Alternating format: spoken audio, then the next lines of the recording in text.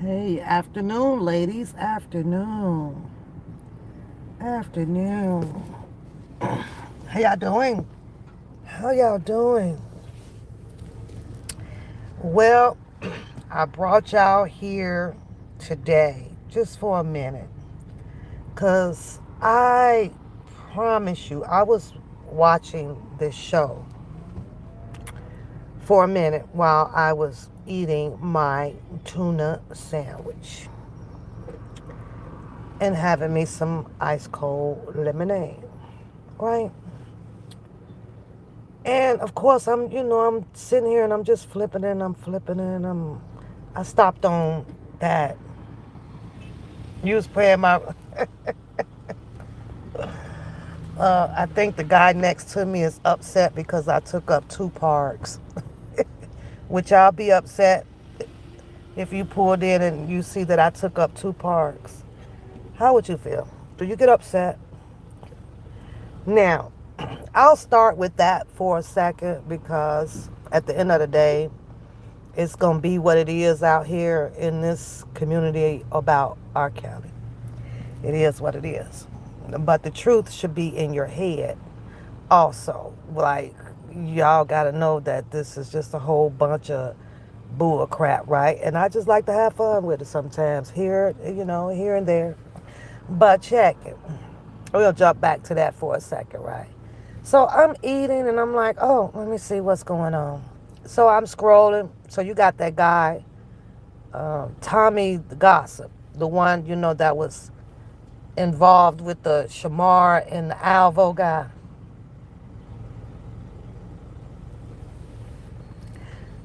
I believe the last time I watched him, the last probably 2, 3 times I watched him, because it's been a minute, right? But it ain't been that long. It ain't been that long. So Serena, you would be mad at me because I took up two spots, but it's a whole lot of spots empty out here. I was just trying to think if I would be mad if I pulled in. Now I probably have a little attitude if there were no spots left, but there's plenty of parking out here, right? Plenty of it, but you'll have somebody like this guy that pulled next up to me looked at me like, really? You just gonna take two spots? Yes, I am today. I am utilizing part of my taxes that pays for all of this stuff out here. I'm gonna use some of it the way that I want to use it. But high rated R. But listen, I got 3 things to talk to y'all about. It's brief, right? So I'm on Tommy the Gossip, right? Just kind of scroll to him. I'm like, okay, he's live. Let me see what he talked about while I'm eating, right? I don't be over there in that community like that because it done died down. And unless they funny about something, I might tap in. But I could have sworn it wasn't too long ago. Like somebody literally dropped that boy $5,000. No joke. No joke, y'all. And boy, he sat on the screen and he was teared up and he was showing how thankful and grateful he was and all of that stuff. And then I'm like, okay, he's on his feet for a minute, right? But I forgot. Those them over there, they don't have a steady income to keep the funds flowing. You get a big chunk, you put the big chunk up, you spend a little chunk while you try to get a steady income job to keep the money flow going. But I forgot. They don't work over there. YouTube and Instagram and TikTok and all that stuff is their job. That's what they depend on. The people to keep them afloat. Okay, fine. Ain't no problem with that. Do your thing. So I remember clicking back on him not too long ago. Had to be before it brown or snow time, I think. I don't know, over here. And he was happy once again. Had went and bought him a Kia car. It was used, but he bought a Kia car and, doing things. Y'all, why I click on that and this boy over there telling me I need $169 so that he can go instant cart. Now, I'm like, call me crazy or something because I could have sworn, hold on. It was like maybe 10 minutes ago in his live, right? He was saying, let me call my cousin, see if she can come and pick me up and drop King off. That's his son. Okay, well, I guess what I'll try to do is maybe get a rental car and so and so. Y'all know who that sound like to me? Y'all know. I'm like, that's the same type of talking crap that Booker be saying. You gotta catch it, right? Wait a minute. First, I'm like, you trying to get the $169 to do Instacart. What? Wouldn't you need a car or a bicycle with a basket on it to do Instacart? I'm just saying.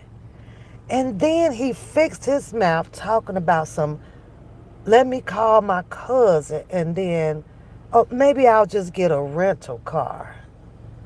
Oh. I'm sitting over here like, which one is it? I was like, which?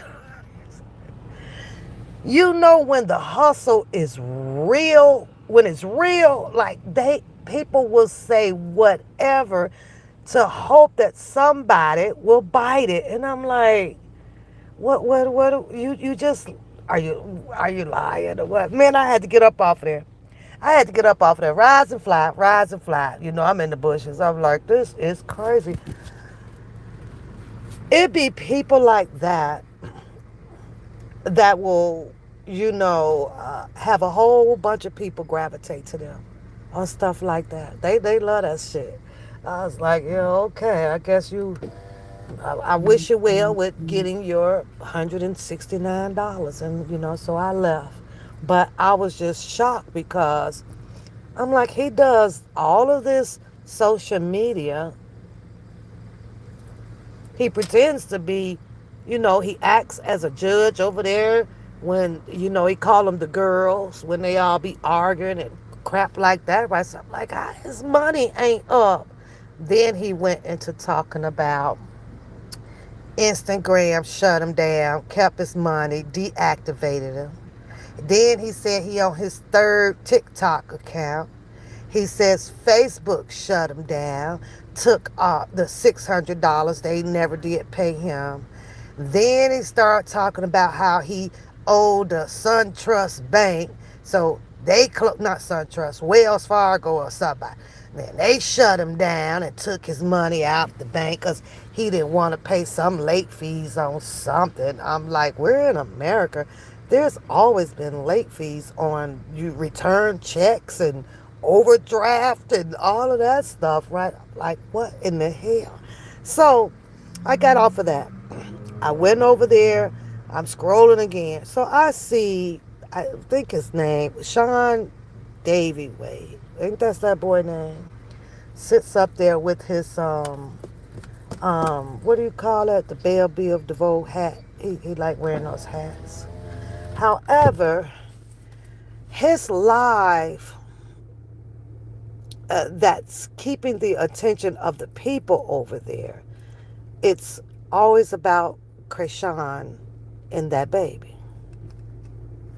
Now I'm a comment person, right? I like reading the comments, get a feel of people, opinions, what they're thinking and what they're saying.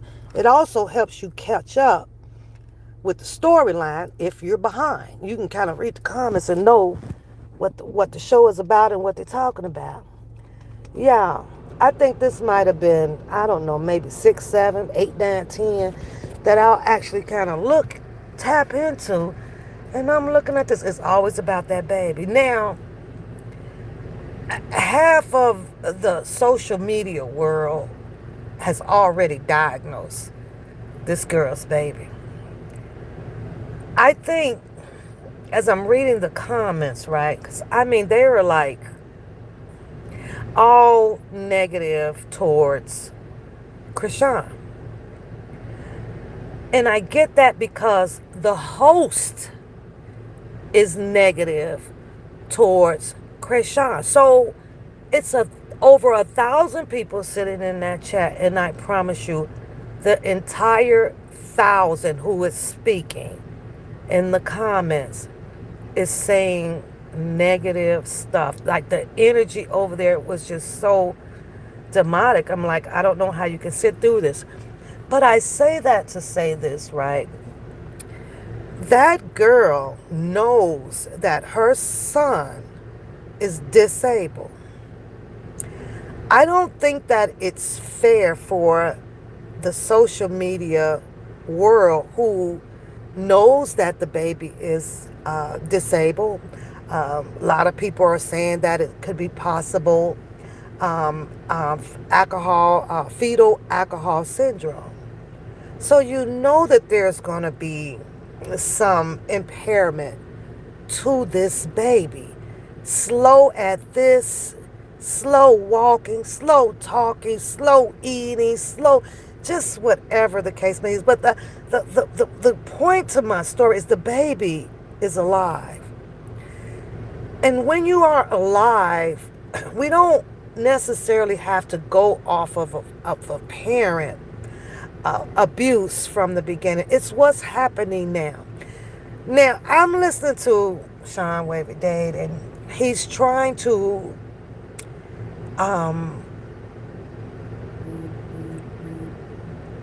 coerce his followers into what his feelings are based on what he's looking at. So I saw that video that Crishean was on in the vehicle, and she was attempting to have Junior do some kissing while she looks in the camera. Of course we knows that, at least me, I'm going to say me. Okay, she uses the baby, yes, because you know what? Everybody wanted to see the baby. So she strategically brought the baby now in, and it's part of her social media life.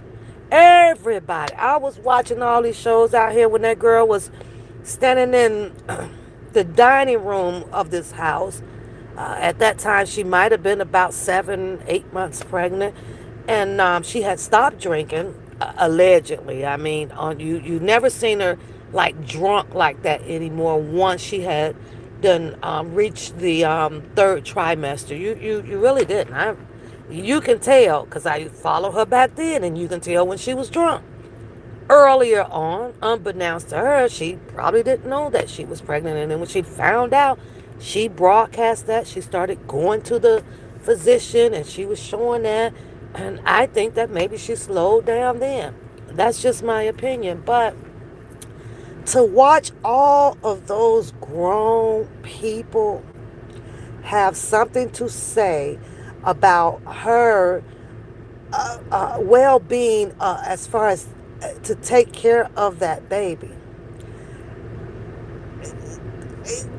you best to believe that there's important people other than the people that have something to say, that she most likely, it is highly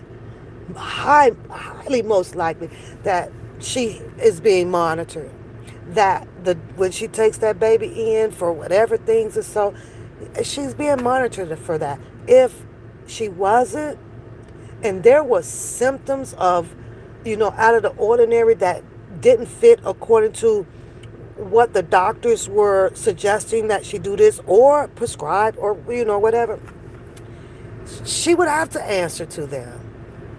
Up till this day, you literally still see that baby right there with her in the bed, in the car, wherever, pretty much wherever she goes. So if the authorities are not in the process of removing her baby from her, I'm trying to understand, how is it that these thousands of people thinks that she should lose the custody of her child.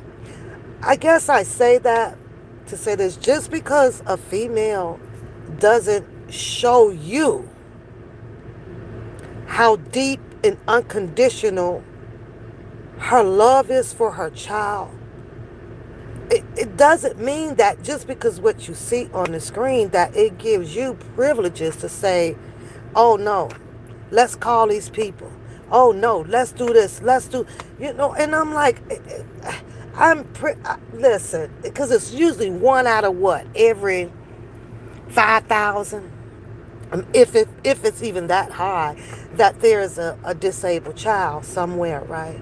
But I'm like, how would you want, regardless of your mistakes in life or things that you did, for somebody to come and strip your baby out your freaking arm? We see that happening. The females that are incarcerated, went in pregnant, the babies can't do the time with their parent.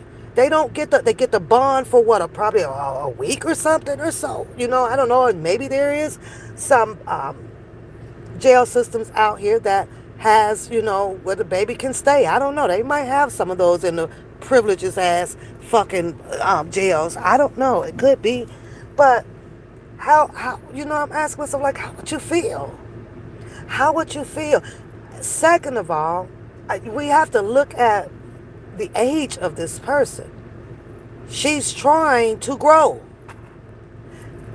There is no book that is written. I'll take that back. Because, we do have how to, prepare and what to expect, and people out here give you suggestions in your books on all of that, and even pertaining to, signs of looking into see if the baby needs, a doctor and all of that stuff, right? But back then it wasn't like that. It's like you got to learn how to be a parent. Not only that, she does have family members around.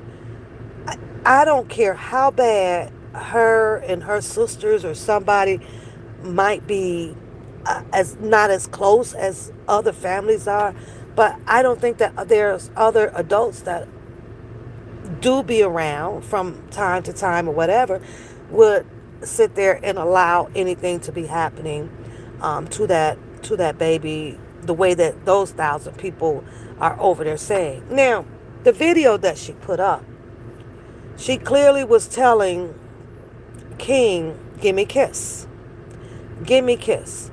And because he is disabled, impaired, I'm listening to, this is when I pretty much had to get off. I'm like, you're coaching these people to have this negativeness against this girl. And I'm like, this is so sickening. For what? Also, wait a minute. She gets her baby stripped away from her because of all of you people probably calling DCFH and all these people and stuff. And Sean Davy Wade gets to what? Walk away with what he make off of on the live doing it with Crishean? 4,000 or 5,000? Not even that. Maybe 2,000. Let's shorten it down. So y'all cool with that? That is the most retarded shit ever to me. That is the most inhumane shit I have. Really, y'all would rather have him sit here and bring you guys in your feelings, have you guys regurgitating these things, and he walks away with money, ain't got to take care of the baby. Once the baby is taken away from her, what is he finna get up and go and provide for this baby the rest of his life? I highly doubt it. I highly doubt it, but it be so, it's sickening. It is so disgusting to me. I'm like, really? So, you know what he says? He tells his community that, see y'all, it's, his hearing is even bad. Look, he doesn't even turn around to kiss her. Yes, he does. Yes, he did. He's disabled. So either you're not been around disabled babies like that, but to put out that and to insinuate that now he's deaf in one ear. No, the baby looked right at her, y'all, and leaned right in. But because he moved slow, he didn't jerk and yay, show any excited emotions and stuff like that because he's disabled. Duh. It's like you don't know what the reaction coming from a disabled child emotion is gonna be. I'm like, what in the natural, unhuman ass shit is this? So, because I'm watching it, and what's troublesome about it is the followers. I think that's the most, you know, unattractive thing for me. It's just watching the followers. Really? All of y'all, everybody in here wants that baby to be taken away from her because of her childish, mishaps that she done in life. So she gets pregnant. I get it. She's running her social media and, she does all this. And there's this whole thing with going back and forth with Blue and this or that. But the girl is still in her 20s. She's got time to grow. She's got time to make different decisions. And as she entered the world of the real womanhood world, it can be a whole goddamn 360 life change for her. But to watch these, and you know what's crazy though, and I get this. I don't know about y'all, and no shade to the LBGTQF goddamn people. I somebody explained to me that they never have a following base with men. And not to say that, even straight men, that would, heterosexual, whatever, would be in these chats to, have dialogue with them, to express their, opinions in the comments. Never, when I sit and I read this, it's the same way with Tommy the Gossip. Tommy the Gossip, Alvo, all those type of channels like that, right? All freaking women support this. Oh, freaking. Not that, because they say men, strong men, shouldn't be sitting up all online in any of that type of stuff like that anyway. But I'm like, really? Their channels are not even diversified enough. So that tells me something. Like, really, women? What's up, women? What's wrong with y'all? What's wrong with the female genocide? What is wrong? Something is off. Y'all, this is what we supported, but I be god darn, you have to know when not to support something. You have to know when not to. Now, you support him, join his membership, hit the like button, but I be goddamn when a topic shouldn't be a topic for everybody to be ganging up and on the same page of taking someone's baby away. Somebody got to stand up. I'll be like, oh, hell no. And I know this is why I left. This is why I don't go to, a lot of channels that touches on these different topics like this, because at some point, it'll touch you. Now, I would have been that person in there because of me being, I guess abstract. Me thinking about caring and loving. I don't care that this girl has done all of this alcohol and this drugs or whatever. It's too late for that. This baby is here. Why isn't those thousands of women over there like, you know what? Get y'all ass on a goddamn bus. Go rent a goddamn charter bus and get over there. Get out in front and set up the things that she needs. Go do this. Go over there. Somebody be the daycare. Somebody go do this. Somebody go do that. Somebody. It's all they got is suggestions about what she needs.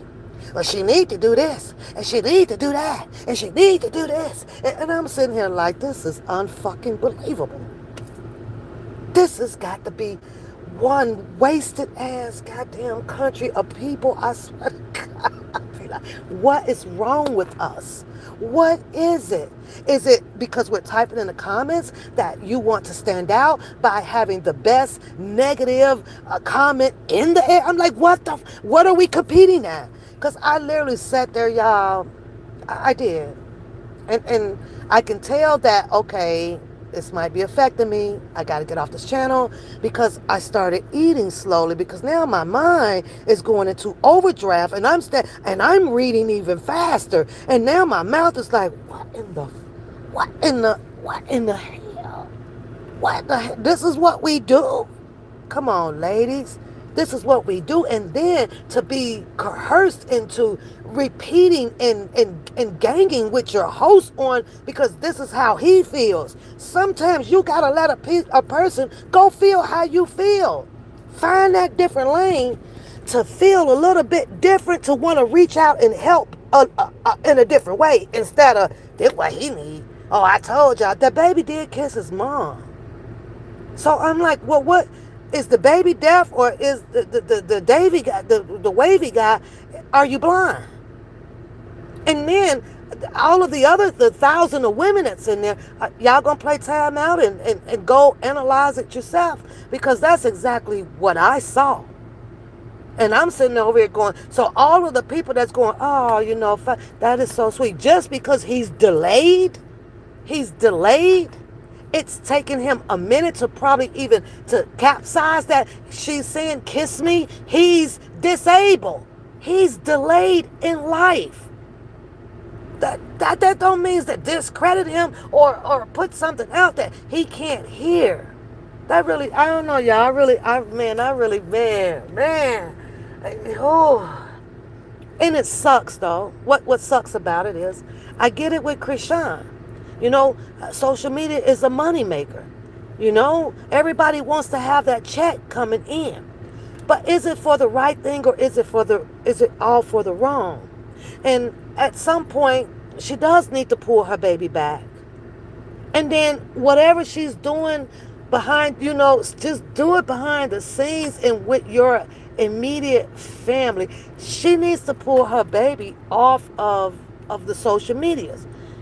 I'm just saying that this is what I think that she should do because, you know, she gets all into this spiritual profile of herself, right? And Yahweh and all of that stuff. But come on, you the first question you got to ask is this is what God would want. Because she was asked that question with her interview with that guy over there. What was his name? Denzel or Dun something down. Right? She was asked that question. Well, what would God do? And he asked her that question pertaining to the situation about whether if she is still love. See, he asked the question just straightforward. Do you still love Blueface? And there's a difference because you can love a person to eternity. But are you in love? If he didn't ask her that way, because being in love with someone will continue to have you keeping up the same, behavior with that person. She's going to show up periodically. She's going to continue to answer the phone calls. She might still send birthday gifts. All that. That's in love. Hey, beauty, right? She just can't break that off. That's just my opinion. So there's a difference between the two. 'Cause she ain't never in her life got to see a Blueface ever. but can still love him. I love him. She's making no mistake by saying that's her baby's daddy. You know what? It is what it is. If that what she wants to be her baby daddy, then oh my God, let her be a baby daddy. But you got over, thousands of people out here. That ain't her baby daddy. He look like so and so. Well, Blue don't want nothing to do with the baby. And She's got to grow away from that. But all of that Yahweh, and she gets into her spiritual profile, and she's trying to follow what God is, what she's being taught, and what she feel on which way God wants her to go, and all of that stuff. And I don't know. I think that maybe she might be just addressing, God about herself. Because I'm surely, like, if you would address him about your son, you're going to get a different answer. And it's almost, I believe, it's like, hey, you got to take the baby off. You got to take the baby off. And one, it's keeping her confused. She's depending a little bit on, well, what does social media thing. So now you're reading 500 things over here saying go, go, go, and you got 500 over here saying, well, no, no, no, and pick this walk up and get this stroller and get this and get that. And the girl, like, you're confused. You got to get off. You got to start parenting on your own behind the scenes without social media. I know that it clearly shows this can be a difficult process for her because social media is her money maker. But I always ask myself, with some people, if you weren't born with a silver spoon in your mouth, so what is it that you fear of not having? Because, money burns. So at some point, at the rate that you're going, you're not going to keep it anyway. What they say, God will snatch that stuff from up under you so fast because something about your character ain't humble. God, humble yourself. And, so I don't know. She's got herself in a freaking pickle out here. But that's my opinion. What do y'all think? Do y'all think that maybe she should pull the baby back, off of social media? Because if she thinks like how I think, not only is the baby feeding her, and I'm talking about making the money from the social media accounts, right? It also is your baby taking care of other people too. Your baby is taking care of other people because as long as the wavy and all of over there got content about her baby, they getting paid. All for her baby. I know a lot of us don't think, above the surface level because if we do, it's going to damper us. It's going to hurt us a little bit too. So, but at the same time, I'm like, man, I'll pull back. Let me see how well y'all eat off of this. Go eat off of something else. Let's go see how you do that. And probably can't find another big ass story as big as what Crishean's is. So it'll shrink their money. Man, I'll be telling you, let me see how much you finna make this month, because ain't no baby on here today. Ain't no baby on here today. Now, so Bookham didn't have much to say. I don't have much to say back to Bookham, okay? Bookham knows I ain't in none of this stuff. So he respects, my shits and giggle shows. He does. There ain't much that he can say. What he gonna say? Oh, I'm black. Oh, I got a sour mouth. Oh, this and this and that. All that old stuff. But here's what I do want to say. Out of, the back and forth, with them. First of all, yeah, I do. I laugh at all that is back and forth over this R. Kelly situation. Day in and day out, if I click on it. And here's what I tell myself when I see them, right? Shout out to the channels that actually come out and fight, or not fight, well, made their arguments about, maybe I don't want to say that. God damn. Okay, anywho's. Over R. Kelly's due process. We use the term language. But y'all know what I'm talking about, right? When you're fighting over, especially that one quote, that the chant that they used to say out here, right? The law broke the law. Now, I know all of y'all might see this totally different from me, but I'm going to tell you how I see this, okay? And how, like I tell y'all over and over, why I laugh at this shit. I don't give a rat's ass how much these people are so pressed about who went to the grand jury or who was involved with this or who did this. And I'm talking about blaming it on so many different people. You're the reason why R. Kelly locked up. You're in. Let me tell y'all. And this is just me. And I can see Bo Brintley coming with it as well. Not so much with the evidential hearing based on, we have this new evidence because, and this person can bag it up or this or this or that.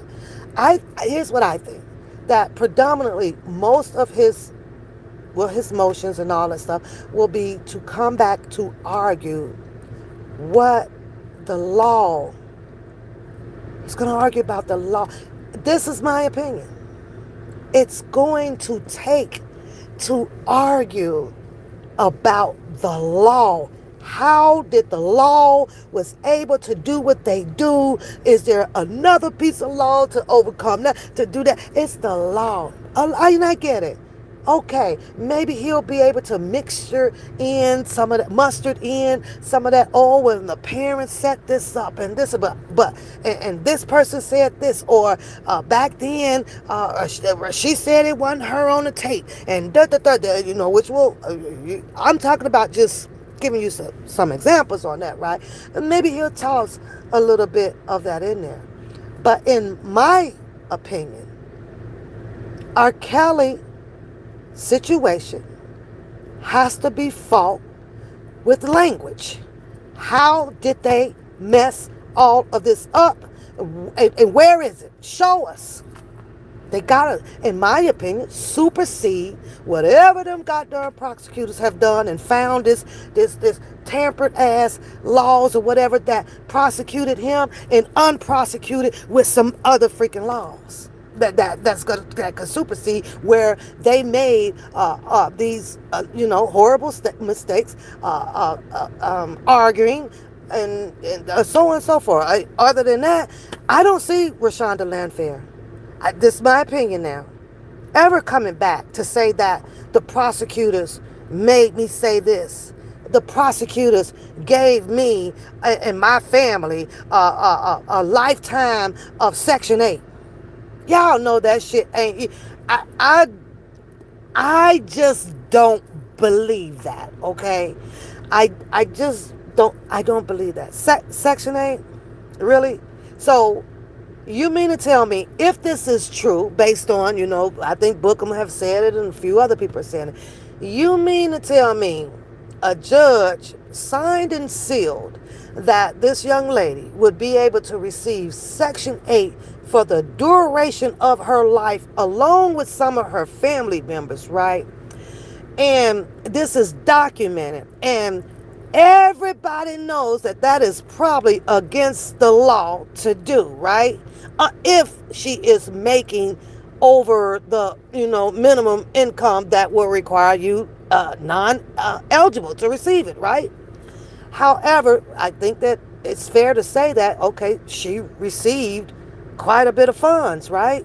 Well, that there should have knocked her right off of the Section 8. But I say that to say this, right?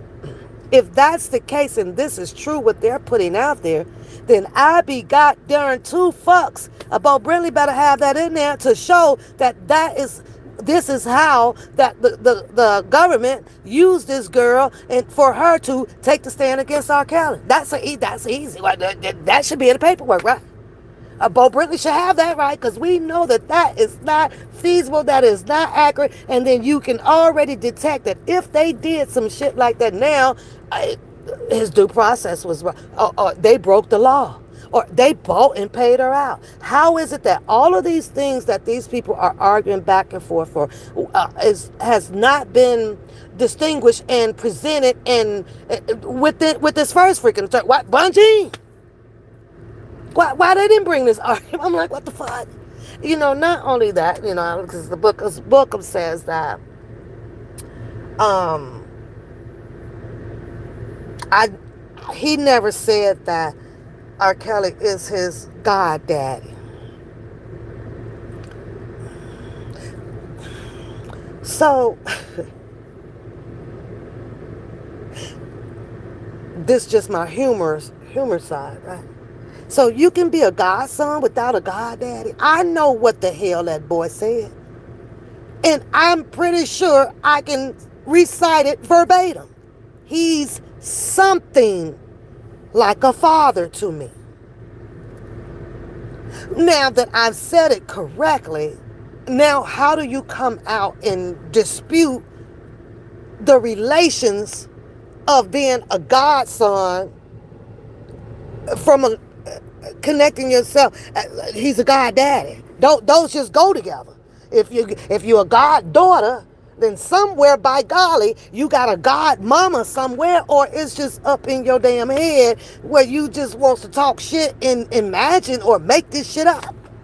It made no. I'm like, really, Bookham? That's all. Really, really. I'm not. We're never going to argue about whether if you are a godson, a god puppy, a god bird. I don't give a rat's ass what you are. But here's what I do know. Out of thousands of videos that I have watched with R. Kelly growing with a whole lot of people, things that he have done with people, his interviews of him hanging out. I know one thing: there ain't never been a Bookham there. I know what you look like. You on the camera, right? And you best believe, baby, I be blowing them. Wait, I don't nowhere, nowhere. So I don't know if you was having some big secret of hiding from, so that you won't be seen with your goddaddy or none of that stuff. You just wasn't there to prove, that like y'all were that close. That's just my opinion, but I don't care. I'm just like, okay, well, the truth, to be honest with you, though, Book, I'd have liked to seen it. I'm over here, click, click, click, click, click, click, click, click, click. Nope, not on that one. You know what else so funny, though? And I know this is like irrelevant and it's petty. Even when I go back to watch all these videos, let's use daytime tea time. She's no longer on here, right? But she ran the hell out of some R. Kelly, boy. I mean, clocking 600,000 views, 80,000 views. Listen, she ain't even out here no more, right? She done made her money. But anywho, right? I go this far, though, Book. I be all in the comments, and I promise you, I will scroll from the first comment all the way to the end. I'm looking for you. I'm looking for you. Do you know that out of all of the thousands of channels that I have been on, I'm talking about the half and half. The half being favorable for R. Kelly and the half being non-favorable for R. Kelly. So let me go and look at the favorable ones. You ain't nowhere in none of those comments. Nowhere.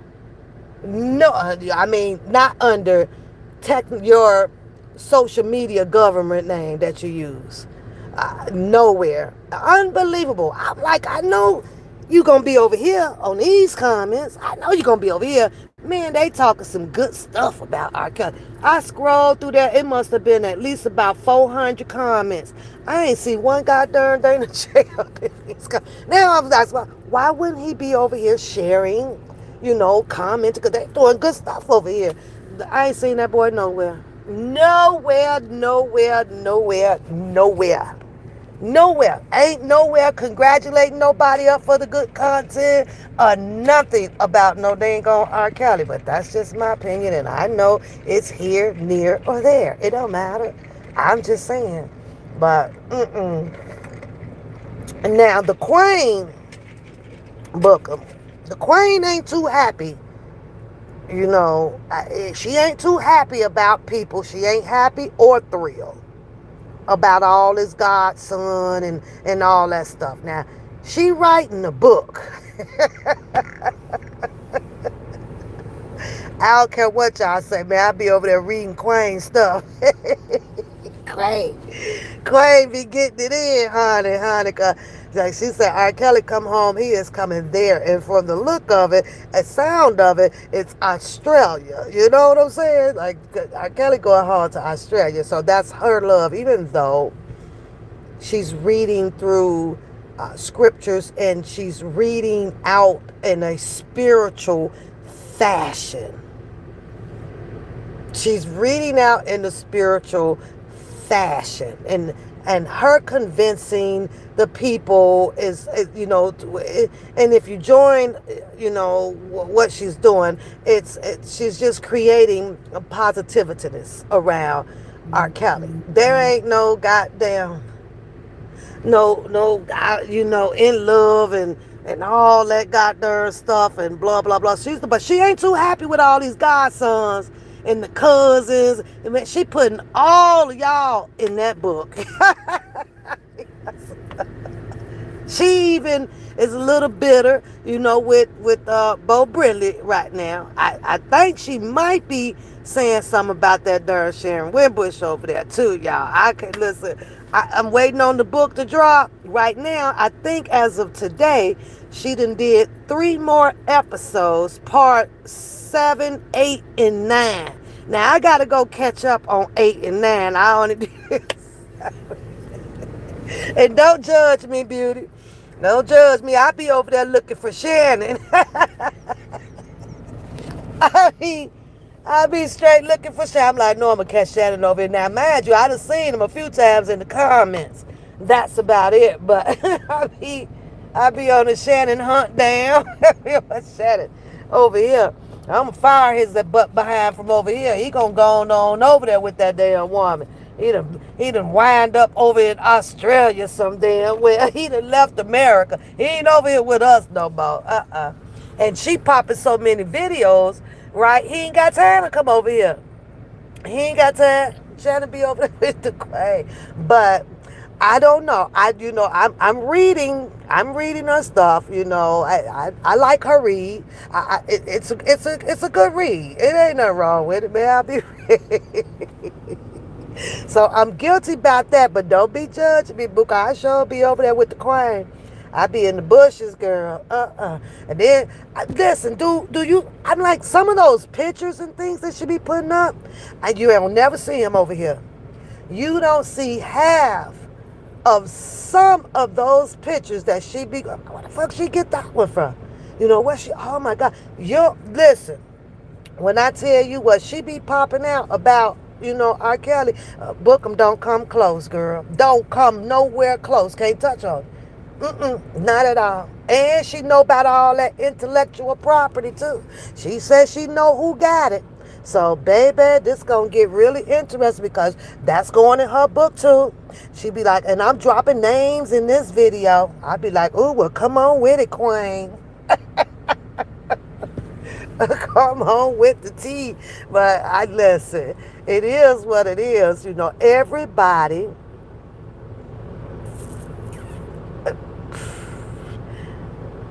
that speaks out, continue to put out and to go back and forth. I'm just gonna stand on what I've been standing on, man. They all in freaking cahoots with this shit.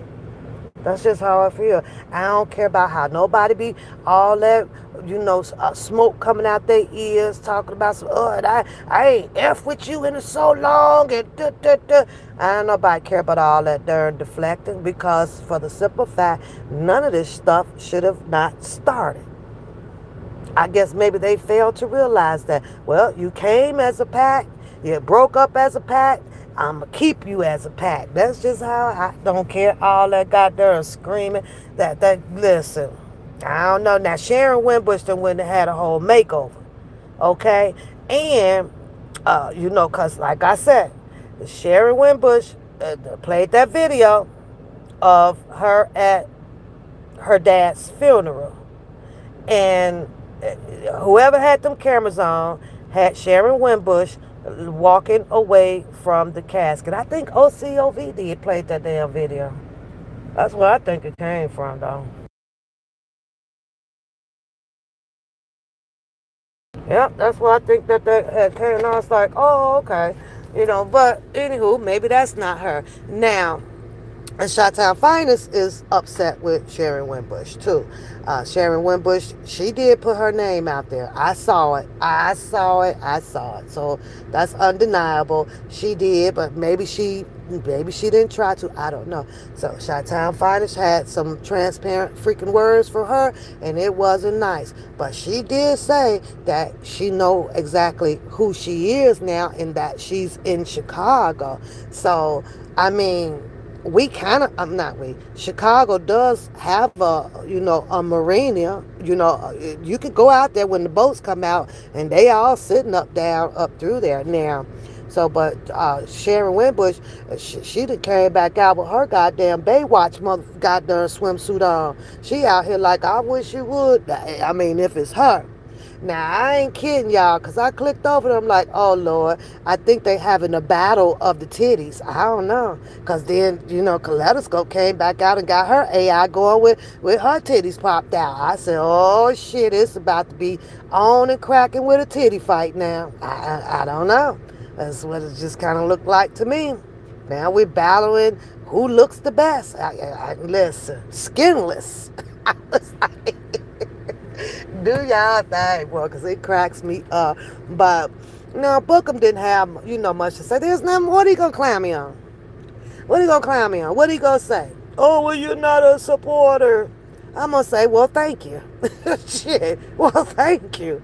If you know, then you know. Everybody believe what you say anyway.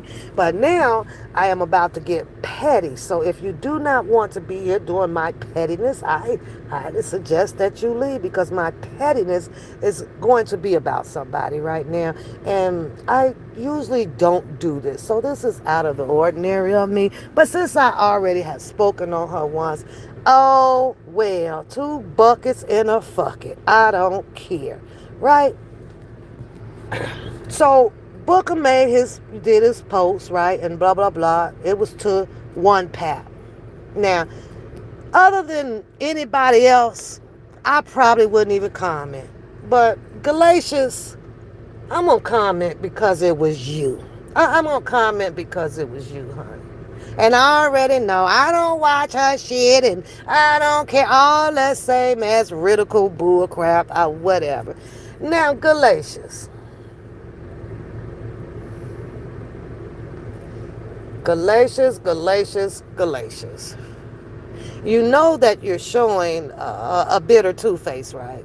A bitter butt two-face, right? You know you are. You know that you laughing at what Bookham says about me and how he was about to roast and do all of that and blah, blah. He didn't even deliver on that. So your premature laughter, he didn't even do that, right? He didn't do that. Hi, Sheila. Happy Friday.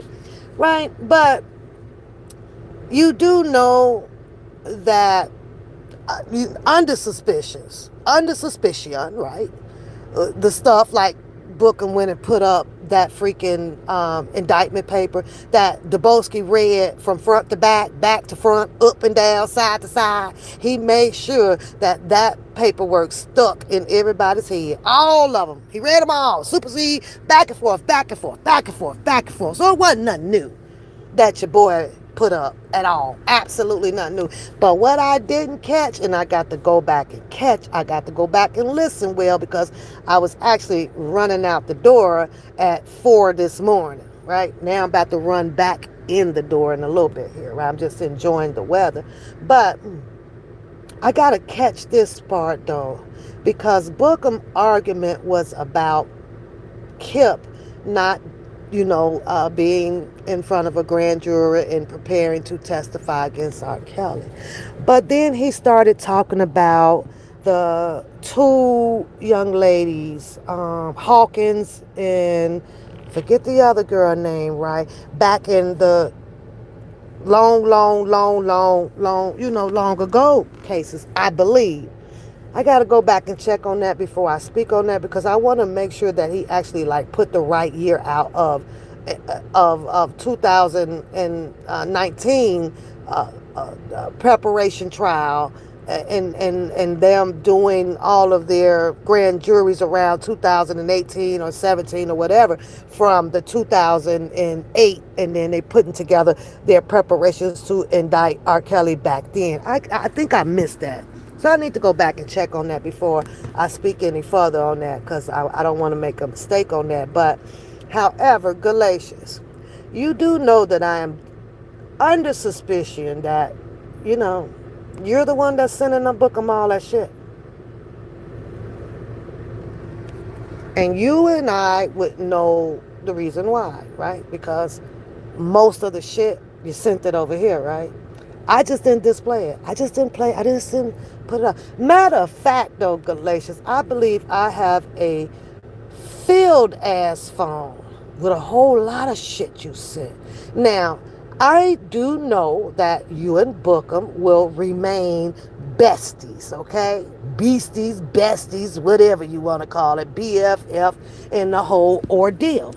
However, it doesn't matter to Bookham. He's going to keep you right there because you financially supports him. But I just wanted to be a little bit petty, honey. Stop floating your boat over there. Stop acting like, oh, what he said about me ain't a lot of shit that you ain't said about his ass. Because I will go petty, dirty, and all of the rest. I just try to stay away from that. And I will put all of your shit up on this goddamn screen out here. And let's see how the real team, what y'all call over there? The real dreamers, or the dream, what's the name of that team? The what's the name of the name of y'all people over there? Bookham, I forgot. The Dream Team, Sleep Dream, something. Yeah, one of those. I'm not trying to be funny on that one either. I like literally forgot, right? But let's see how most of those ladies feel about that, right? Maybe they need to put their guard up around themselves pertaining to your ass, because I'm going to show them how that, baby, if you did it over here, you sure ain't shit over there and can't be trusted. Yeah, I will blast your dirty, rotten, two-faced, double standard ass out. Yes, the fuck I will. Now, here's the thing, though, Galatians, right? Because you and I share text messages, right? So you can send to Bookham to put up all of the shit that I said, and you know that I wouldn't give a fuck because the person that is in there has already been told I don't like your ass and I don't give a fuck about her. So that wouldn't do no damage to me. So don't try me. You know I'll get dirty. You know I will, right? But I'm trying to get away from that goddamn mud. I'm already black. I don't need more mud on top of my ass. I just don't need that. But you and I both know that I can go there. I can do that. So I guess what I'm saying, to sum it up with you Galatians, you better be careful what you do to me, because it might turn around on you. You know, and that would be my only motive. That would be my only motive, to make sure that some of those women or whatever that is over there and you done came into their space, right? Hoping that they can be your friends and you can share this and share that. Yeah, my motive is to tear down your motherfucking reputation, because you ain't shit either. And it's crazy though, because I was doing some I ain't shit moment with you. And here's another double crazy ass thing though, Galatians. I done told you multiple times, when it comes to some bullcrap like this, bitch, I ain't shit. I told my chat to tell me, Pap, you ain't shit. Now try me. Try me. So you might want to go have you another snickering and giggling time on somebody else, because I'll go there. And I'll leave it up to the women who you done sat over there and got real close to, and have them thinking twice about what they doing. But don't get it twisted, because I I do under the synopsis of what I know, right? That's how that boy is getting some of that stuff, other than his, his sister that he got to go 10 toes deep for. And I ride to the moon with kaleidoscope. That's my sis. Oh, she's sleeping right now, but she'll probably get this so he can have confirmation on it. Why? It don't matter though, Booker. She keeps you right on up there in those goddamn collages. And you up there for some goddamn particular reason. And only she would know that, right? I don't know. I'm only assuming and insinuating. It is what it is, right? Because me, frankly, I don't give a fuck about y'all goddamn arguing back and forth about who did this to R. Kelly, who did this to argue the law that they put on that man and reverse that law up. Nobody gives a fuck. It's obviously they ain't going nowhere to go pick up none of them goddamn people of all these names you be calling out. And I'm going to say it again, though, to you, Booker. You're sitting over there acting like a Michael Avenatti with you got the gold, you got the golden get out of jail free card for R. Kelly. It is 2026, damn near half of the year of it. And you want to keep coming out here talking about that was some goddamn Damon Price, but yet then nothing was talked about that in the goddamn courtroom to free R. Kelly. Why do you have that? Why are you saying that that's who it is, but nobody else have, except for that attorney Sam? Way back then, he says that the only thing he spoke about was some damn moles. He ain't said shit about look at no veins in the arms or no ringworm on the neck. You over there with that second edition. Like, what the hell?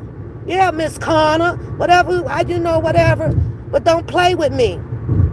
Don't play with me, because I will have a motive. And I told you what my motive would be. Well, for whatever is good for, I will get petty and sit all day and run your shit. Yes, the fuck I will. Yes, I will. And I know that phone running pretty slow, so in case it crash on me, oh, it's downloaded.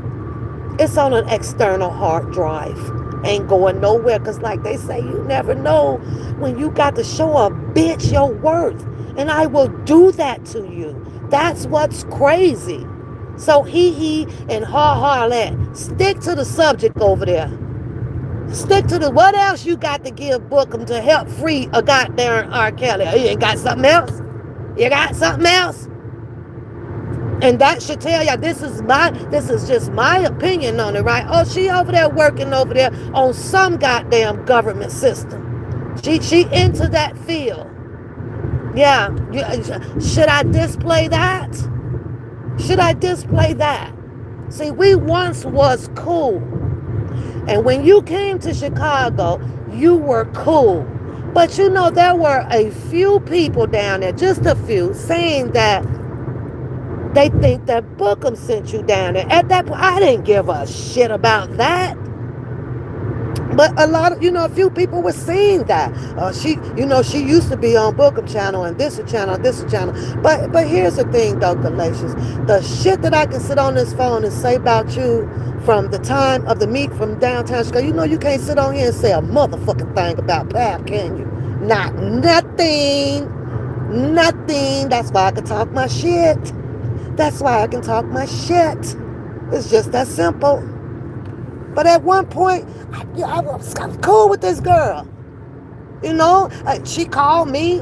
I don't know. She's getting there late and she can't get on the bus. Want to get on the bus. We got on the bus. Whole bunch of shit. Trevin, something, making sure she get back to her car and get back home. I think she drove far from the South. I don't know, Mississippi or Alabama, somewhere around those neck of the woods, right? Been nothing but nice to her.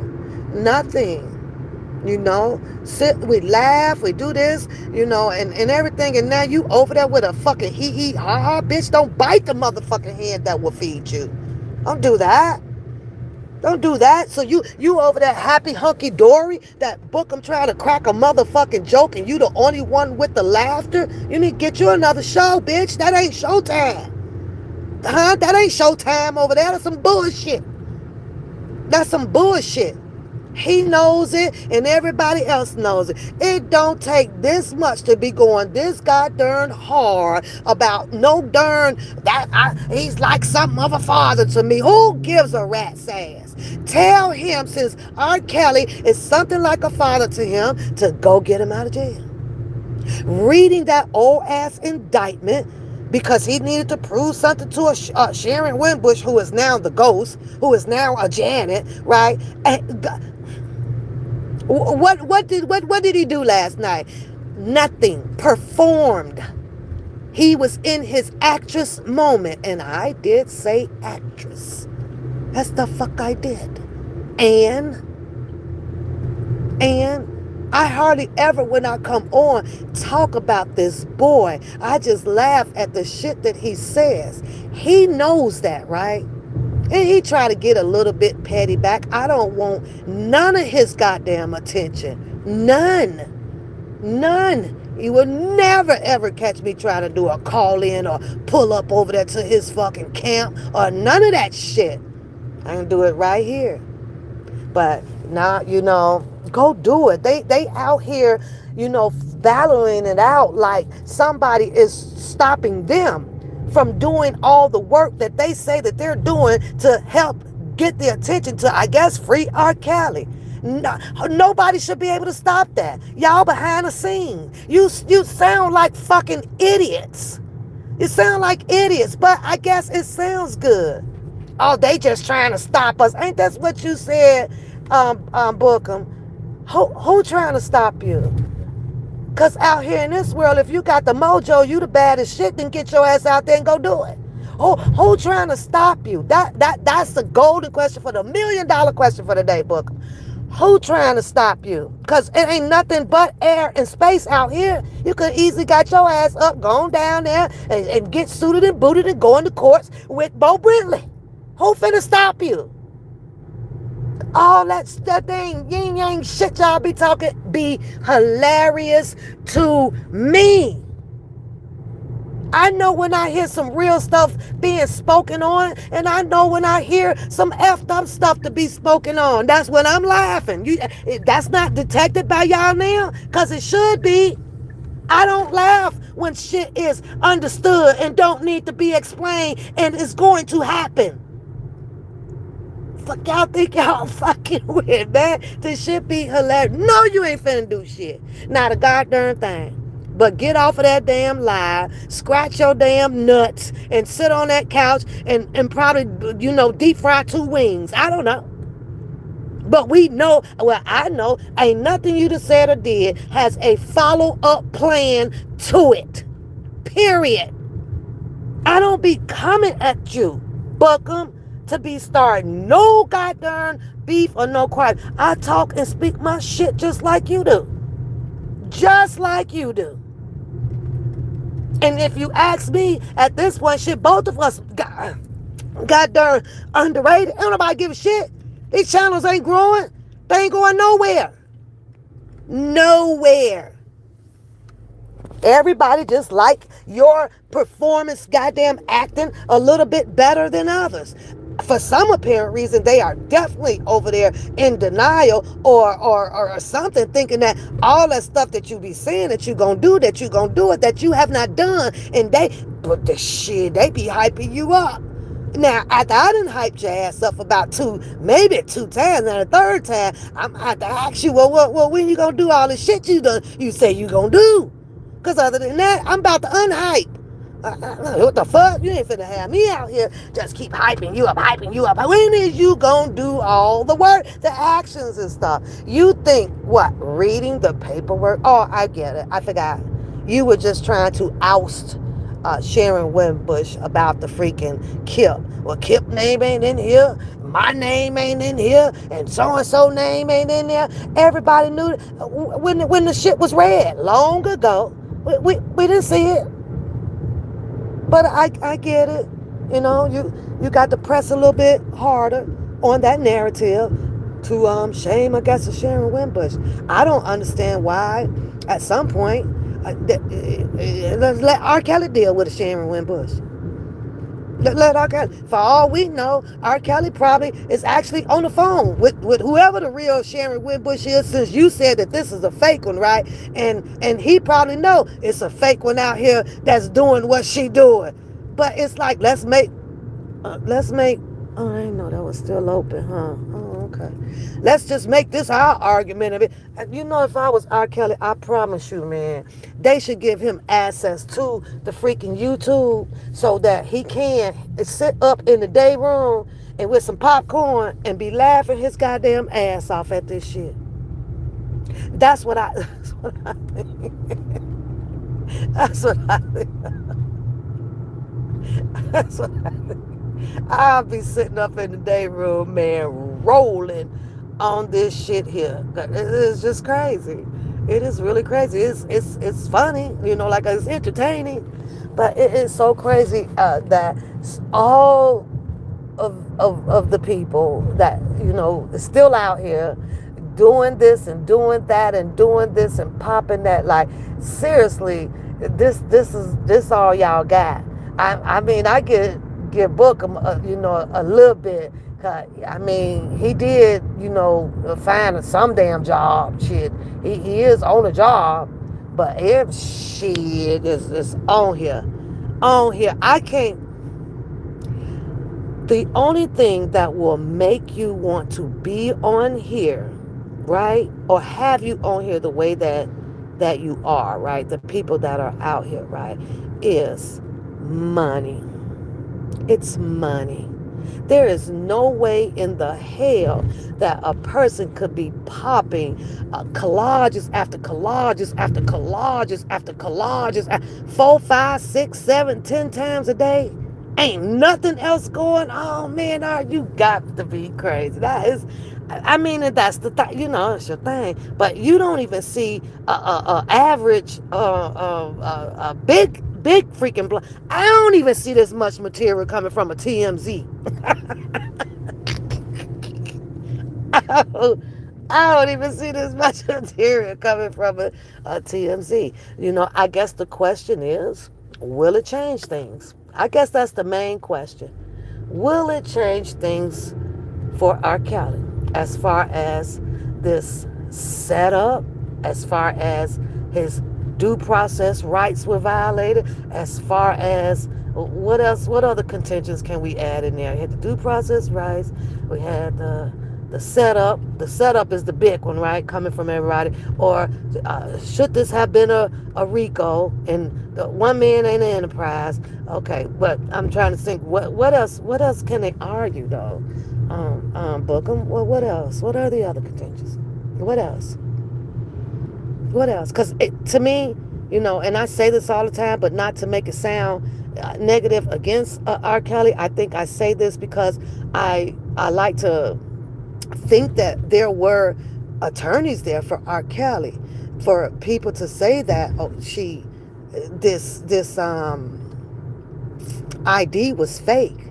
How is it that didn't stand in the court? How is it that this was able to get by that? Oh, girl, this girl is underage. How? And I get it. That's part of y'all argument, right? That's what we're trying to prove. Because I'm really, really, really, really, really, really want to know, and I'm gonna wait on the resolution to that. I want to see how y'all finna fix that, because there was no way that the court should adjourn or rest to the juror without knowing that we need to argue about this fake ass goddamn ID and this one, this person. You know what I'm saying? I'm like, what the fuck? But then we know most of it just couldn't sway that way. You have these sidelines, and you can tell a little bit, I guess, by Mr. Kelly's team walking back to the table with their head down a little bit. Seemed like the sideline didn't go in their favor. Well, what did the prosecutor say? Okay, well, it looks like Ann Donnelly is favoring a whole lot of let in the prosecution stuff and push out the defense stuff. Okay, granted. So now, where's the law at to now? Let's see if this judge was the right judge to be residing over this case. You want to talk about the judge? But Bookham, you did something quite interesting last night because you turned, the narrative off of you. Kudos, whatever, right? So you went to go and add into your narrative that, it wasn't me that threatened the judge, it wasn't me that did this, it wasn't me that, and you started, citing the people of whom they were, right? Because you don't want nobody to continue to look at you, oh my God, look at you no kind of way, for having steak, with the snake, like they say, right? That's the rap, right? Steak with the snake. You don't want that diminish on you. You don't want to, and I get that. But then you turn around and then you put it on somebody else. But from looking from the outside to the inside, right? And you want to say that, well, no, I was going to go and, I was down there to go do a filming. And do you know, doing that process, right? You're traveling. At some point, when you got the phone call or the invite, you could have easily said, "Nah, man, I can't do that because you know what? Yeah, you against R. Kelly, and you did a whole lot of stuff." But see, having that interview with him, maybe you thought was gonna turn out the way that you were hoping it would turn out, in favor where everybody would say kudos, kudos. But let me tell you this, though, the difference between your interview as opposed to the Q&As or the beef or whatever with DJ Tyson or the Boski Gun, right? Totally different from yours. Totally different for yours. You went in with those goddamn men like, sweet as fish and apple cider. Shit. It was like, what? But somehow you and the cousin for Levi, y'all narrative of what you guys were pushing out here was that, oh, well, maybe if we just show them the good side and the kind side of us and this and this and that, we'll turn out to be the good guys. But because of DJ Tyson or Dubosky Gun was coming at the opposite side hardcore, y'all made them turn out to be the bad guys. Shit was crazy as hell. Because that's how that they were delivering different from you guys. I mean, come on, really? Really? Hi, Harlem, hon. Really? So at some point, it is time to fold on this shit. It definitely is. It is. And then I think I heard you say, I gotta go back. You talked to Bo Brentley. You talked to Bo Brentley. I'm like, there we go again. There we go again. Like, for what? You were trying to convince Bo Brentley to make sure he get your video with that being Damon Price on that video to free R. Kelly. Okay. I'm like, for what? But I'm pretty sure a whole lot of other people. Oh no, well maybe you said that it was Sharon Bush. My bad. Sharon Winbush was trying to talk to. Oh yeah, that is what you said. You know what? Y'all like these condos. They kind of country to me. Y'all, and they are expensive as hell. The starting price for these condos over here starts at, guess, $230. $230 on up. 2-bedroom is $230. The 3-bedroom goes to, I think, $289. Some, but look. Oh, see it? Y'all see it? Wait a minute. Hold on. Y'all like them condos? And these are about a year. Yeah, because I think they built all these last year, though. It's nice and clean and all that stuff, but baby, I don't know. And I went inside when they first had the open house on the other side over here. But I was like, I don't know about that much. But you really don't get much. You don't get a bank. The only thing that you get is a very, very lovely neighborhood. That's what you're paying for, the neighborhood. But because there's not a lot up in there. Hi, Pedro. Hi, sweetheart. So, but But Bookham, so you were saying that Sharon Winbush, you heard, you already, this what you said. This why I tell you I had to laugh at you, Booker, right? Now you said that Sharon Winbush had, got was been talking to Bo Britley, and you already know what they've been talking about.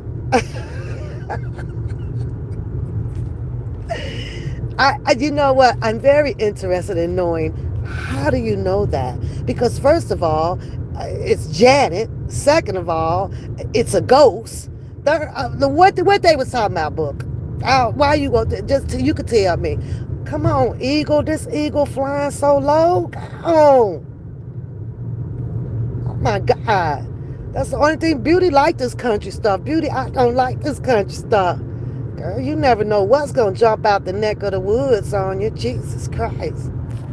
But either way, but I do. I'm lying. I do. I love the country back roads. I do. Let me show you. See, I do. I love the country back roads. I just love them. They're so freaking peaceful. And I'm always on the freaking back road. I better stay my ass from back here so somebody kidnap my ass and want some ransom. I'm just saying, Book. What is it that you know that Sharon Winbush and Bo Britley was talking about? What is it? You always knowing and finding out something and all of this stuff. And then I have to ask you, like, why? Like, why would you know? Why would you want to know? Why? So that you can be able to get in contact with Bo Britley too and obscure whatever these other people that's talking to him talk. What were you gonna say? Here's another question for you though, Booker. Would you like to take the stand for R. Kelly? Would you have liked to take the stand for R. Kelly? And if so, what is it that you could have or would have said on that stand that would have convinced the juror to come back with a not guilty plea on all counts? What is it? I want to know. I'm interested. Actually, I wish you would do a live with acting out the entire process of the trial. I want you to be all of the characters, be the defense, be the witnesses on the stand for and against R. Kelly. Let's see if you can play all of those parts out. That'll be one hell of a show if you could do that. You can even build AI. You can build you some people, you know. But that will be interesting. We want to see. I want to see if you can run that whole entire trial so that the public out here can be the juror and to see if you did just as well as a better job than the attorneys that he had, so that we should be able to plead not guilty, right? Based on your defense for him. I mean, I would like to, but I want to see what you got. Better yet, put all the goddamn, together the show with the witnesses that testified against R. Kelly and put all your proof up. Now, and we know you're gonna be bringing that Damon Pryor, so we know that. We know that.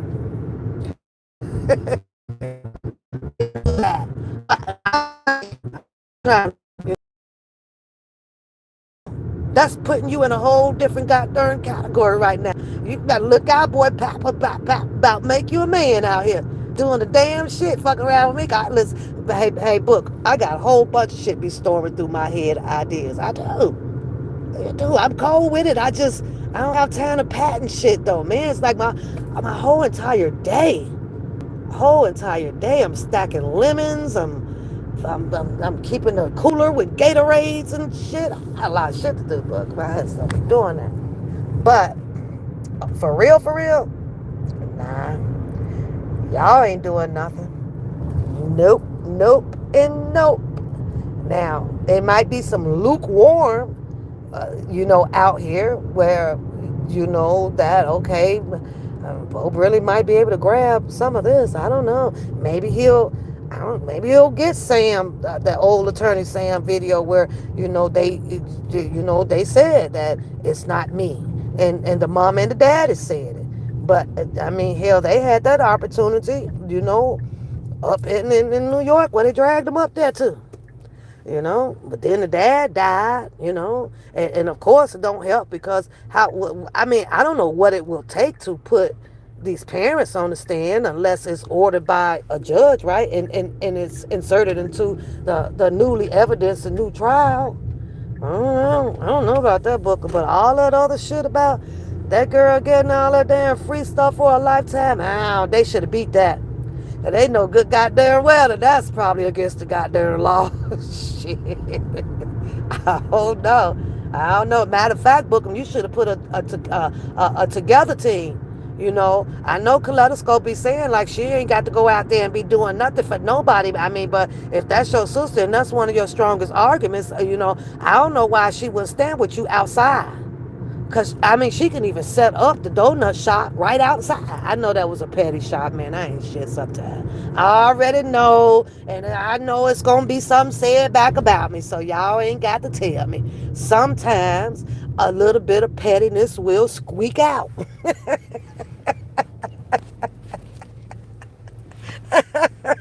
That's a little bit. Sometimes. Sometimes. I pray on it. I pray on it. I pray on it. Okay? It's crazy, how you good people, right? You know in your heart you good. Love people, do all that stuff, but at the same time, like, man, how the heck does this petty shit come out my mouth? I mean, I got to get some more Jesus. That's it. I just gotta get a little bit more Jesus in my life. That's all I need, that little more. See, I got about 90%, but it's all about that little 10%.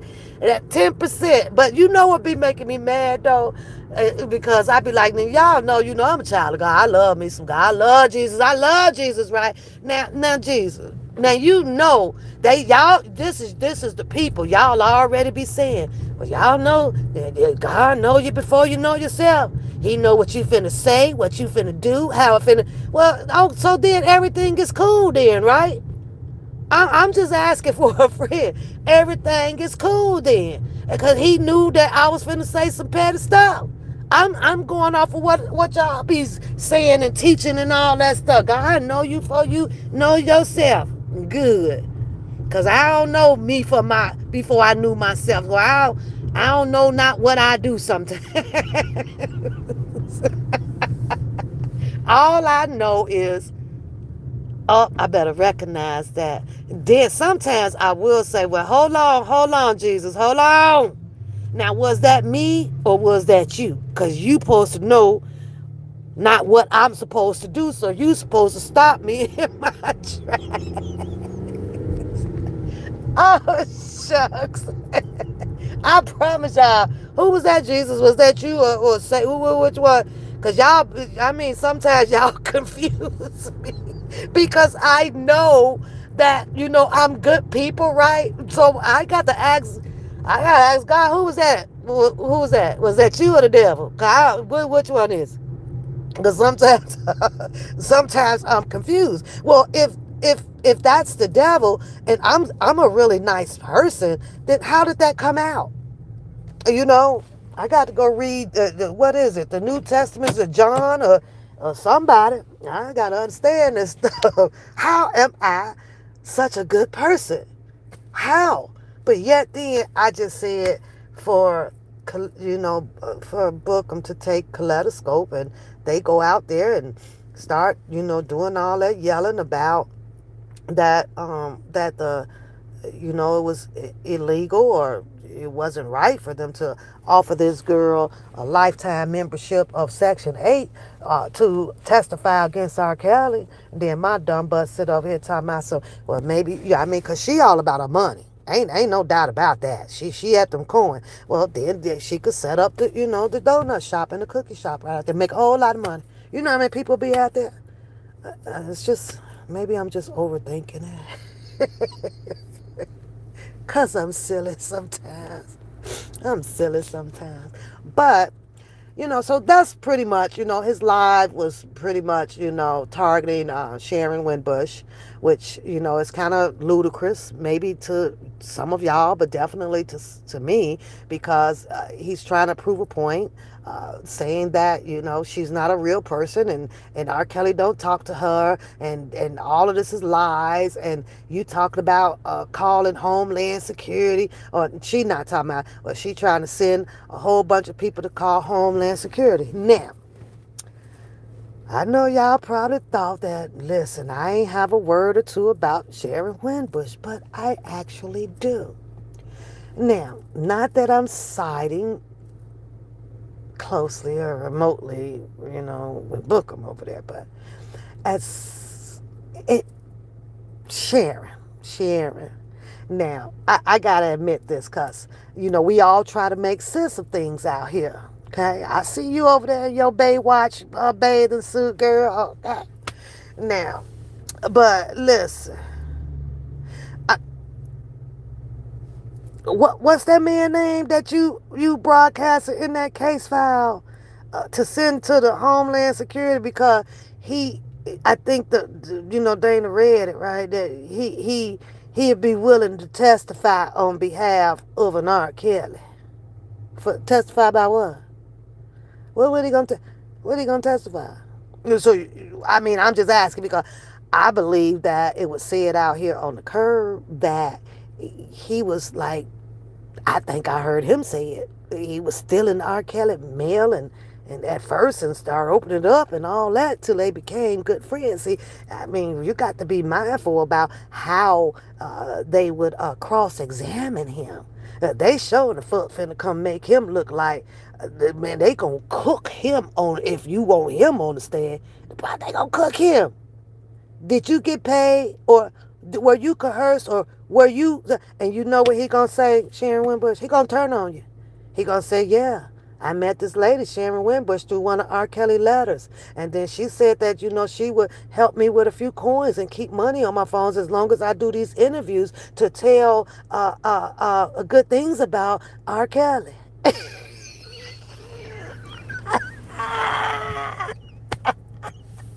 Sharon, I'm just saying, boo, you might want to pull him on back up off of this case. I'm just saying, I don't think that you come on.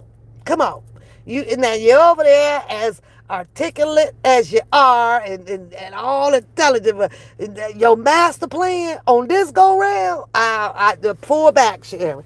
Sharon, you need fold on this. So go back to the drawing board, and you're gonna have to find somebody. You let me find me some water. You got to find you somebody else. What was that man's name? Mandu, the doo, something like that. Really? Really? Yeah, you might be able to show the connections from with on some good times with him and R. Kelly over in the Chicago metropolitan, right? Listen. I mean, I think the word on the curb. Now I could be mistaken on this one. That man been gone from the Chicago metropolitan. He might be released. I don't know. I'm just saying. I'm just saying that could be possible. Uh, Yeah, the inmate. Yes. What is his name? The inmate. I just don't think that it's a good thing to, for Sharon Winbush to be sending in, his name and his resume and all of that stuff to Homeland Security, and with him saying that, he would testify. What is he going to testify? Well, what he finna testify to? What, like what he read in all the letters? Oh, what are you gonna testify to? I mean, cause like, was he there? Was he there? And you know what's funny? Because I believe the paperwork read that he was like also like a SA trafficker. She kind of thought the same thing as well. She really didn't dig Ronnie Bo either, right? And Ronnie Bo did state though he wasn't R. Kelly's cellmate. He wasn't in there. They wasn't bunkers.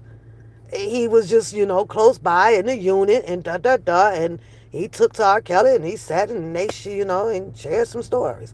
Did Ronnie Bo probably want to, come up off of writing his book? And then Ronnie Bo was in the well, this is whereas, he finna sue the government too and all of that stuff. I don't think that worked out with Ronnie Bo either. I look on there, he, in Milwaukee doing some other shit, you know.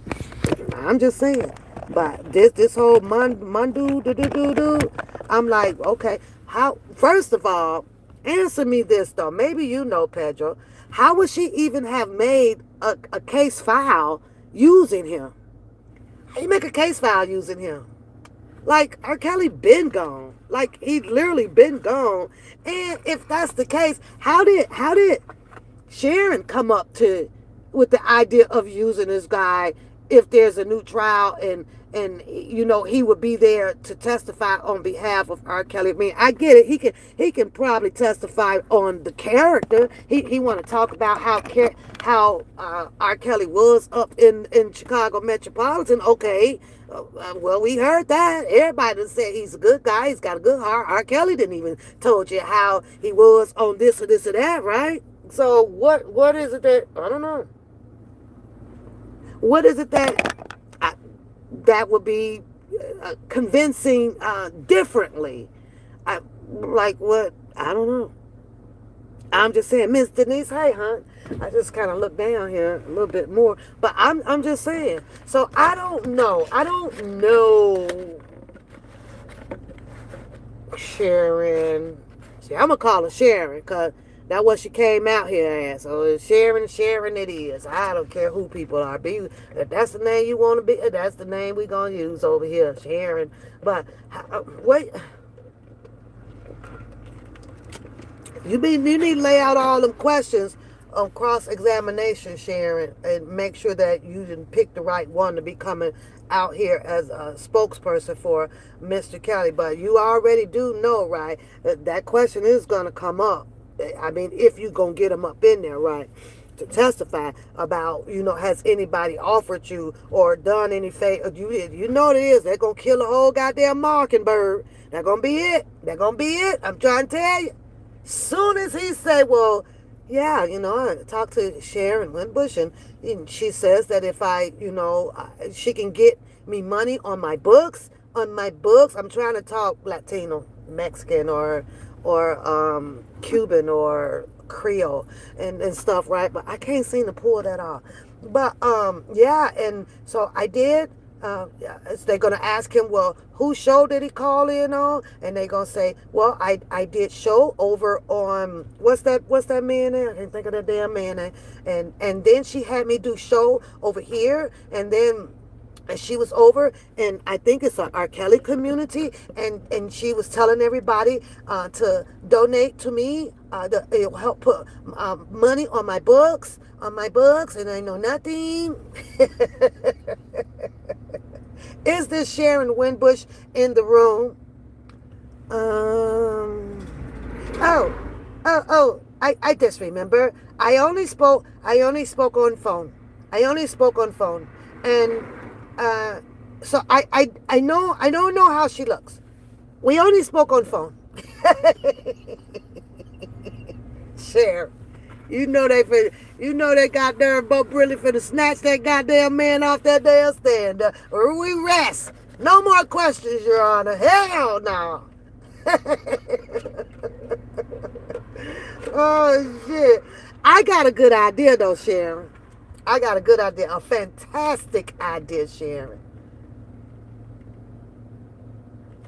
You should have got that case and the file. Well, you got that file number. And guess who you should have put in there to bring up there on that stand as a witness for R. Kelly? I bet y'all can't guess. If y'all thinking like me, who should have? A matter of fact, we finna do a poll on it. Who should have? Where the hell is it? Where's my polls? Oh, I don't have a poll on here today, y'all. Where is it? They took my poll away. Wait. Who should have? I don't even see it. Oh, that's crazy. It used to say it right there, man. I think YouTube probably be killing me off. But listen, if you thinking like me, listen, it turns me on. It turns me on, Pedro. It turns me on. Mm-mm. I love when they do that. I like when they do that. So who I knew me know nothing. I'm like, oh yeah, what you say?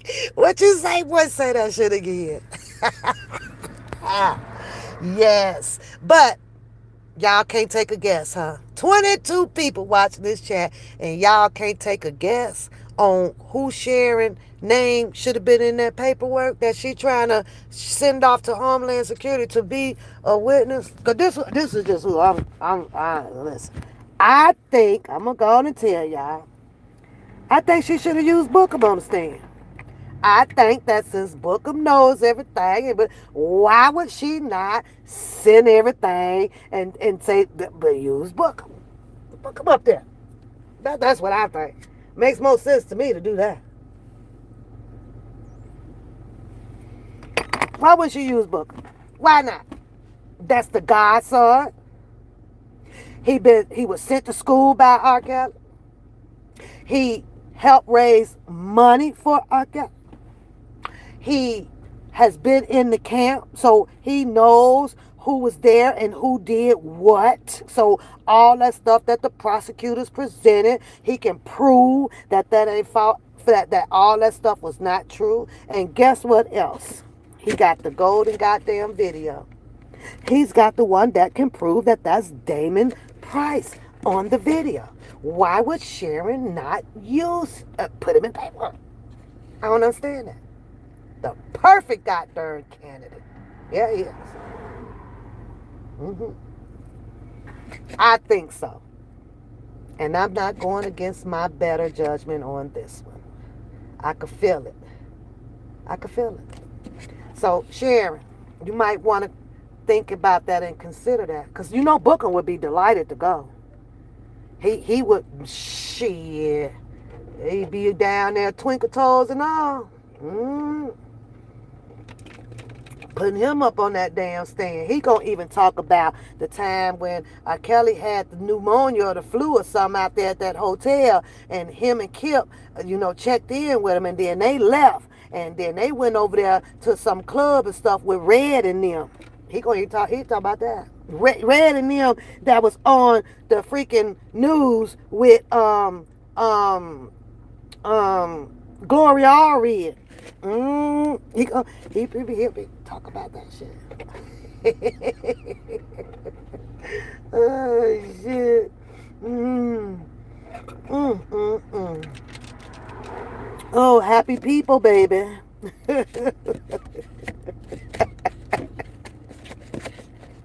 Well, I'm sorry.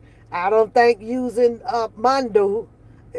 I just don't think so. I can't even see how they go. They gonna find him? Where is he? So, cause those were old. Well, maybe they knew. I don't know. I don't know. I don't know. They gonna ask, well, how did you come across Sharon Winbush? And guess what? By him saying that he only talked to her on the phone, then they're never going to be able to locate her. Somebody out there, nobody knows her but R. Kelly.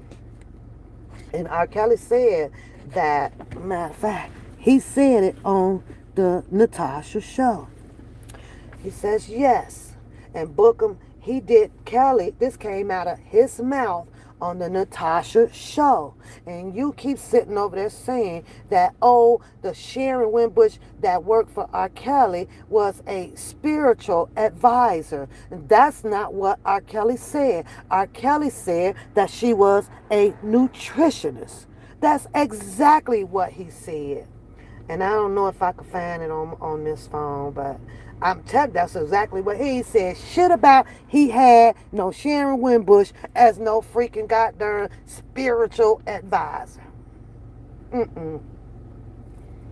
And if that's so, what you're saying is true, though, Bookham. If what you're saying is true, that she was a spiritual advisor, then you mean to tell this population out here that when this lady came on and started talking about cooking some goddamn barbecuing some chicken and finding her way upstairs looking for a goddamn match and going to the grocery store with Andrea, right?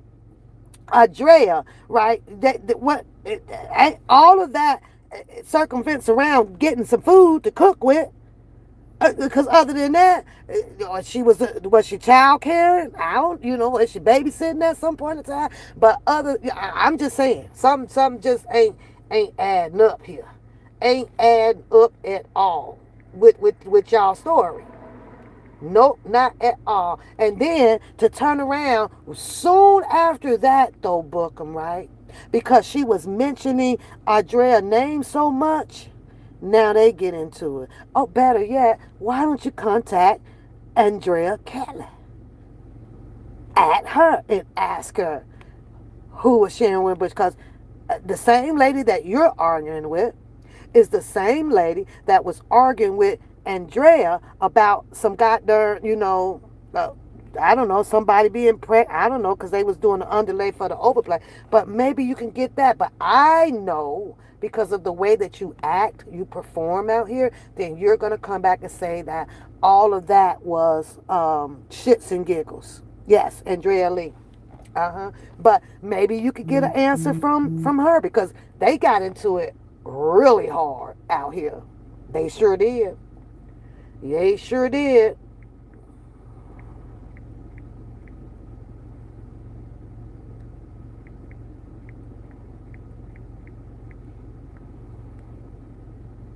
Okay, so let me listen and see if I can hear this in here about Sharon Winbush. Hold on. First to bring you R. Kelly. This call is from a federal prison. Speaking from behind bars. She did what, about 3-4 calls? He discussed the baby rumors. Hell no. That's what I'm saying. She didn't have a child. His alleged new music. I didn't put out no damn album. And if I would have put out an album, it wouldn't be called I Admit It. Now he speaks about surviving R. Kelly. Shout the out final chapter. to Natasha TV show Simone. to destroy 3 black men years like ago this. I live. don't know. This Wednesday, January 4th at 9 p.m. Eastern. R. Kelly. Don't cheat. Don't cheat. 'Cause this is my life. This is my life we're dealing with. Follow on Instagram at I am Natasha Simona. Shout out to the room. Shout out to everybody we're gonna in here. get to the call in. We're not interrupted here. I'm sorry, what you say? You said no. You're saying it had real effects. Yeah, obviously. Yeah. They had real effects because here's the deal, Rick. Let's just keep it 100, man. If there's supposed to be witnesses in any case, and this is a very high profile case. There is no way in hell that at this level, at this level of this case, that any witnesses under any circumstances should be on any stand bad, right? Because of other things. Not mad because of something true, but mad because of some emails they read between me and another girl. They're not supposed to be mad at phone calls they heard between me and another girl. They're not supposed to be mad at the fact that you tell your lawyer on a phone, I'm not leaving this person for that person. They're not supposed to be mad for those reasons, okay? They're supposed to be mad that that happened. Not because they're jealous or not because they're scorned or anything like that. Because that could cause anybody to get up on a stand and say anything about anybody. Right. And I wish I could explain it better, but there's no better way to explain something. But just explain it where you have common sense after you explain something. Anybody with common sense would say, yeah, that makes a lot of sense. That's real. And that's not fair if that happened. Now, let's pause that.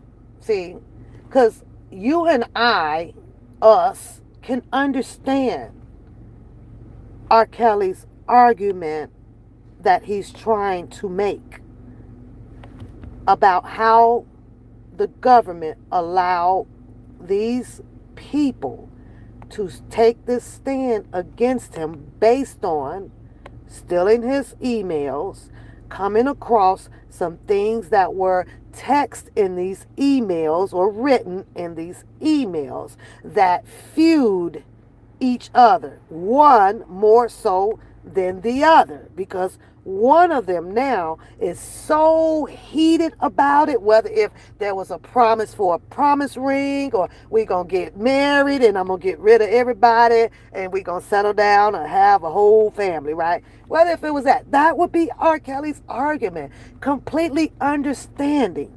However, the government strategically used that person while she was still in that state, along with other people in her head or whatever, convincing her, and her being promised maybe something that what she would get if she do the X, Y, and Z thing.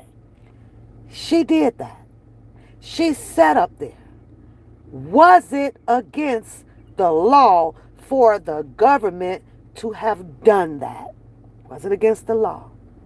Respectfully, I get it with R. Kelly. I would be furious as well, because I taken care of these girls. These were my girlfriend, but because I want to break it off, or I want to do this. Should a person be able to be allowed to take the stand against me just because you grabbed this person at her vulnerable state? Right? She's mad at me.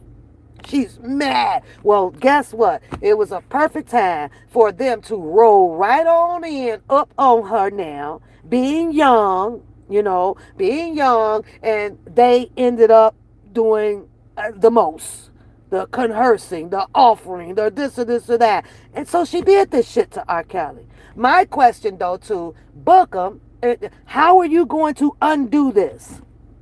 Can you go and get Azrael? And do what? Hey, you need to come back. You need to tell the truth. You need to speak on how all of these things that you said that R. Kelly did to you did not happen. I'll wait. This call is from a federal prison. It's not fair because it did happen. Right.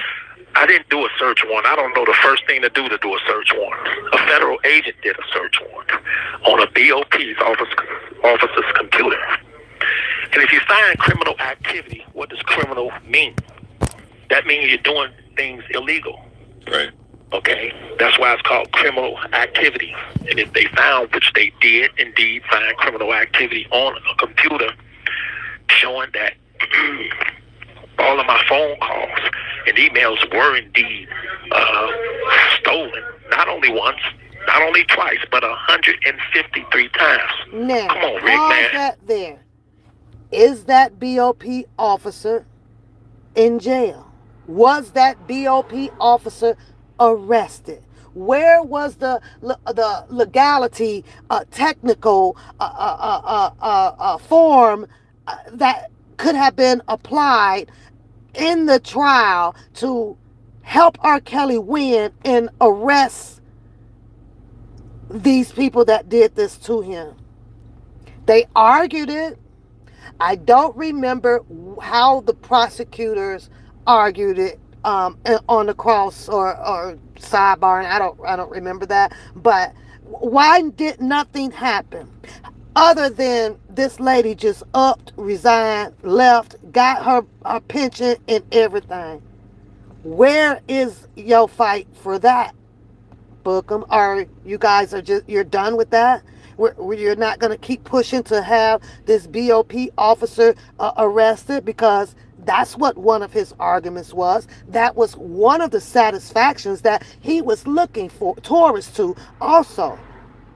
So there's a lot of things that he was looking forward to getting some results from, getting some issues resolved from, but yet then they went unresolved unfavorable to R. Kelly because his supporter, you, the main, the godson and some other ones, y'all didn't stand on business with this one.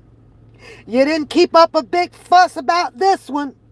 You didn't go down there to tell these others or these nobody nothing. You wasn't standing out there in their faces. But now we y'all back and forth, back and forth, back and forth. Right. Come on, man.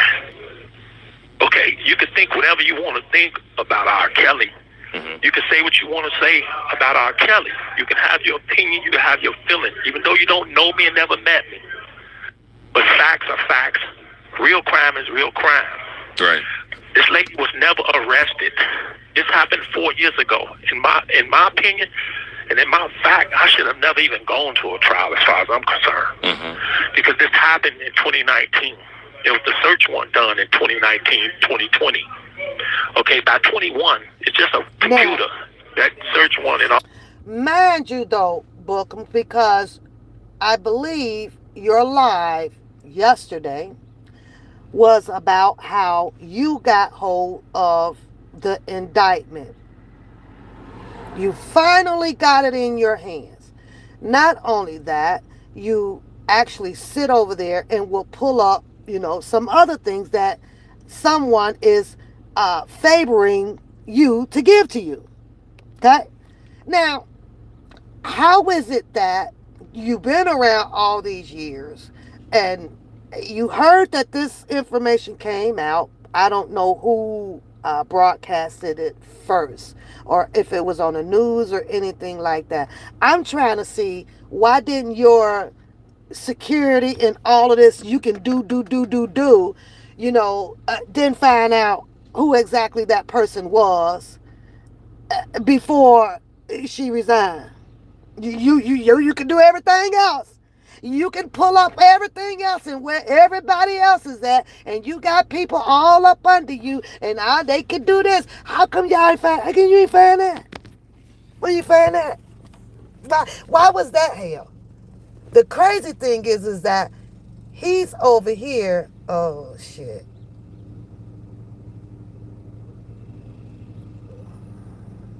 Having a whole conversation with Natasha Simone and I forget the other guy, who seems pretty close to R. Kelly, right? They trusted him and he's calling in about a couple of lives, right?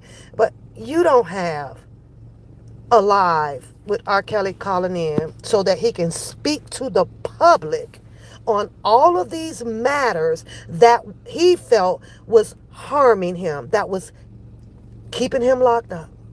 But he chose over here. Over here. That's the weirdest shit ever. Imagine if you would have gotten that phone call to be in a position so that R. Kelly's message could have relayed to the public out here from the goddamn Dana J show. Imagine that.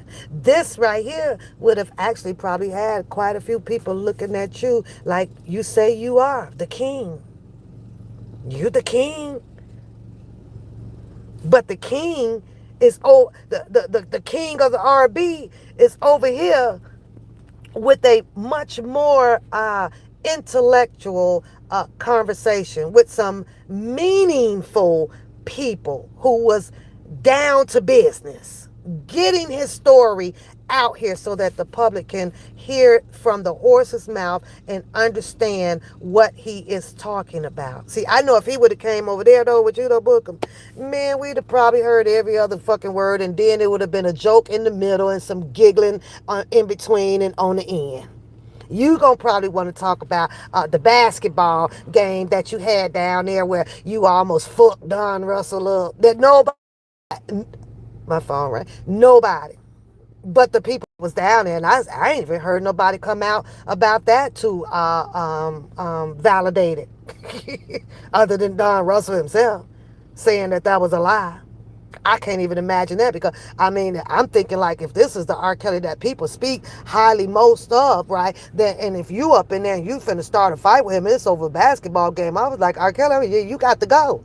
We don't do no fighting and all this shit. I thought you said you ain't do no fighting. And there was another thing that you said. Something else you said over there. You were saying that you said over and over and over. Well, R. Kelly don't tell his bit, and R. Kelly be careful, and R. Kelly don't do this. And you sat right over there and said some shit that R. Kelly allegedly had told you about a Sharon Winbush. You went right up. I thought R. Kelly fucking up talking to you because you sure telling it. Boy, bye.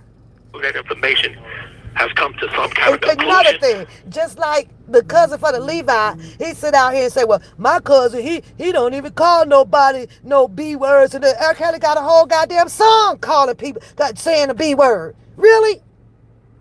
Stop, at some point, R. Kelly is still a man. R. Kelly is still, he from the hood. What makes y'all think that he done just lost his whole hood mentality and he's just, this like, little white guy sitting out here with his legs crossed and duh. He's still a man. He was still a man. And y'all act like boy, y'all crack me up. Right. Okay. I got convicted. Convicted and found guilty in 2021.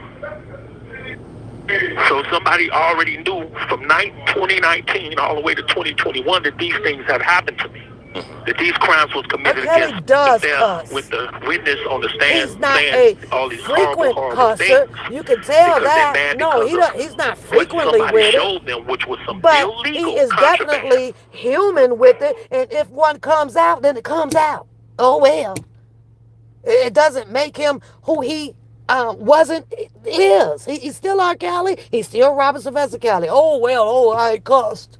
He does cuss. And I'm sitting here listening to them, Pedro, like, y'all need to cut it. That's what made it, to me, be aware that, okay, y'all facade down here. Oh, y'all all full of shit. How y'all gonna just take this man out of a human stance, right? Make him super duper duper duper perfect.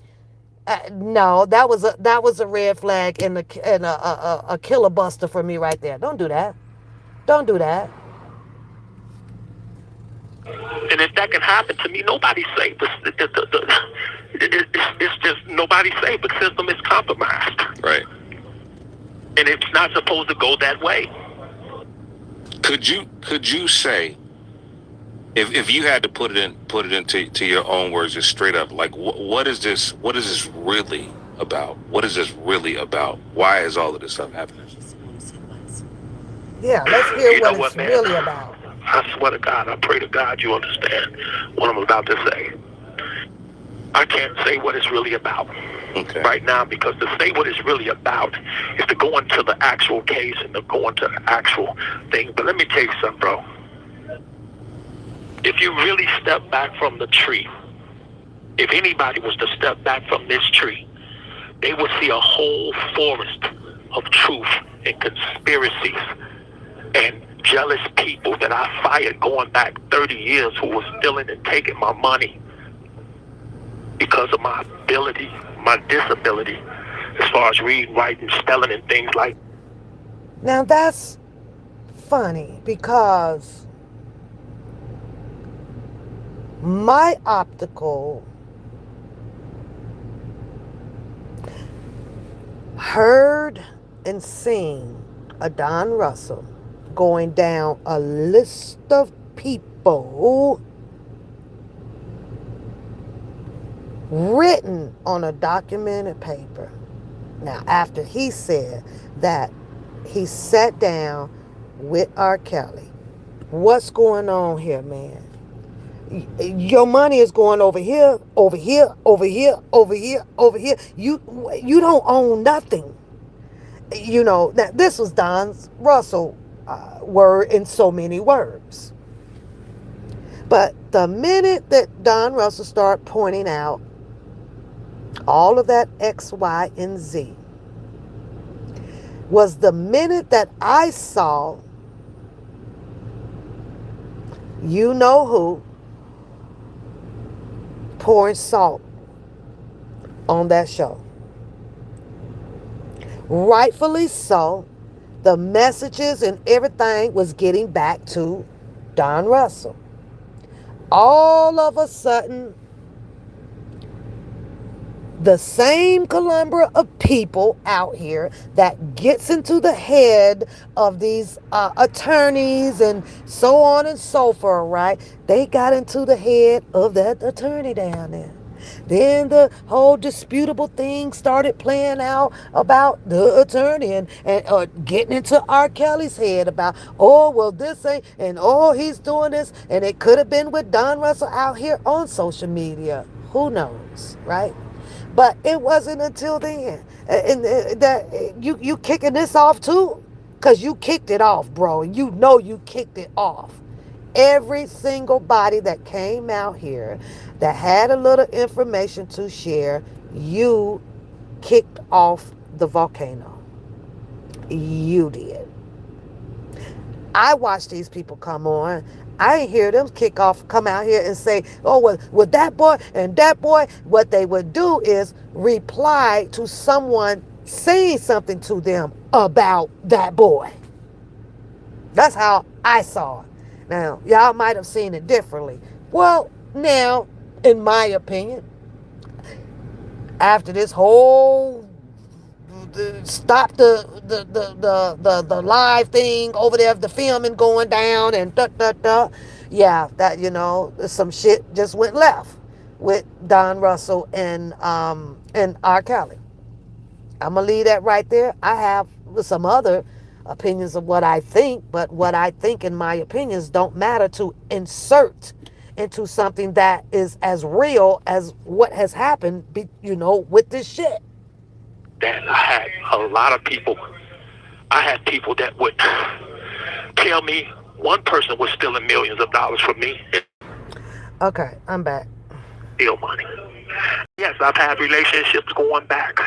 Some I remember and some I don't even remember because it's 30 years of it. Right. Some of them could have been I was just in a city and went to a club and met somebody. Some of them were serious relationships. However, I couldn't give people what they wanted, which was one-on-one relationship. They wanted things from me that I couldn't give them because I was on that road. Right. But the bottom line is, man, I can only give you a little bit of that, but I can tell you this.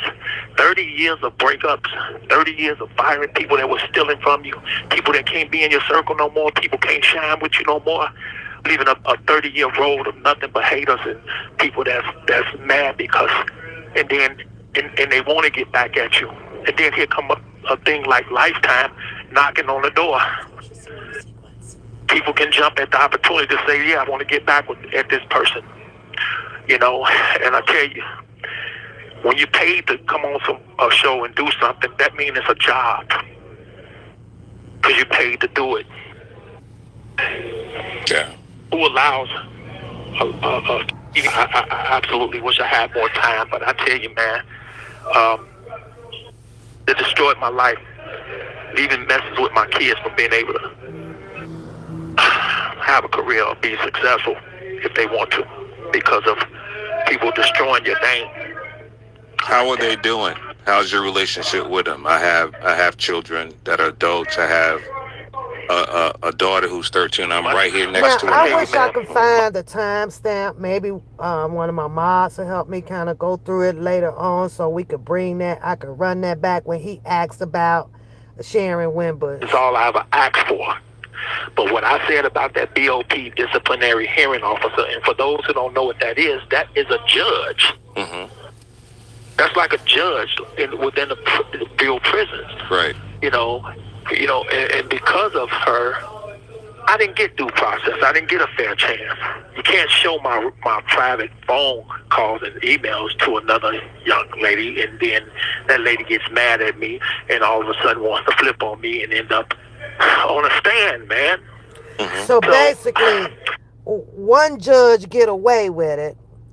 No, and the next judge that knows definitely about these text messages and all this stuff and the reason, the just cause of why, the girlfriend is upset and this or that. What better way to grab R. Kelly at his most vulnerable stage?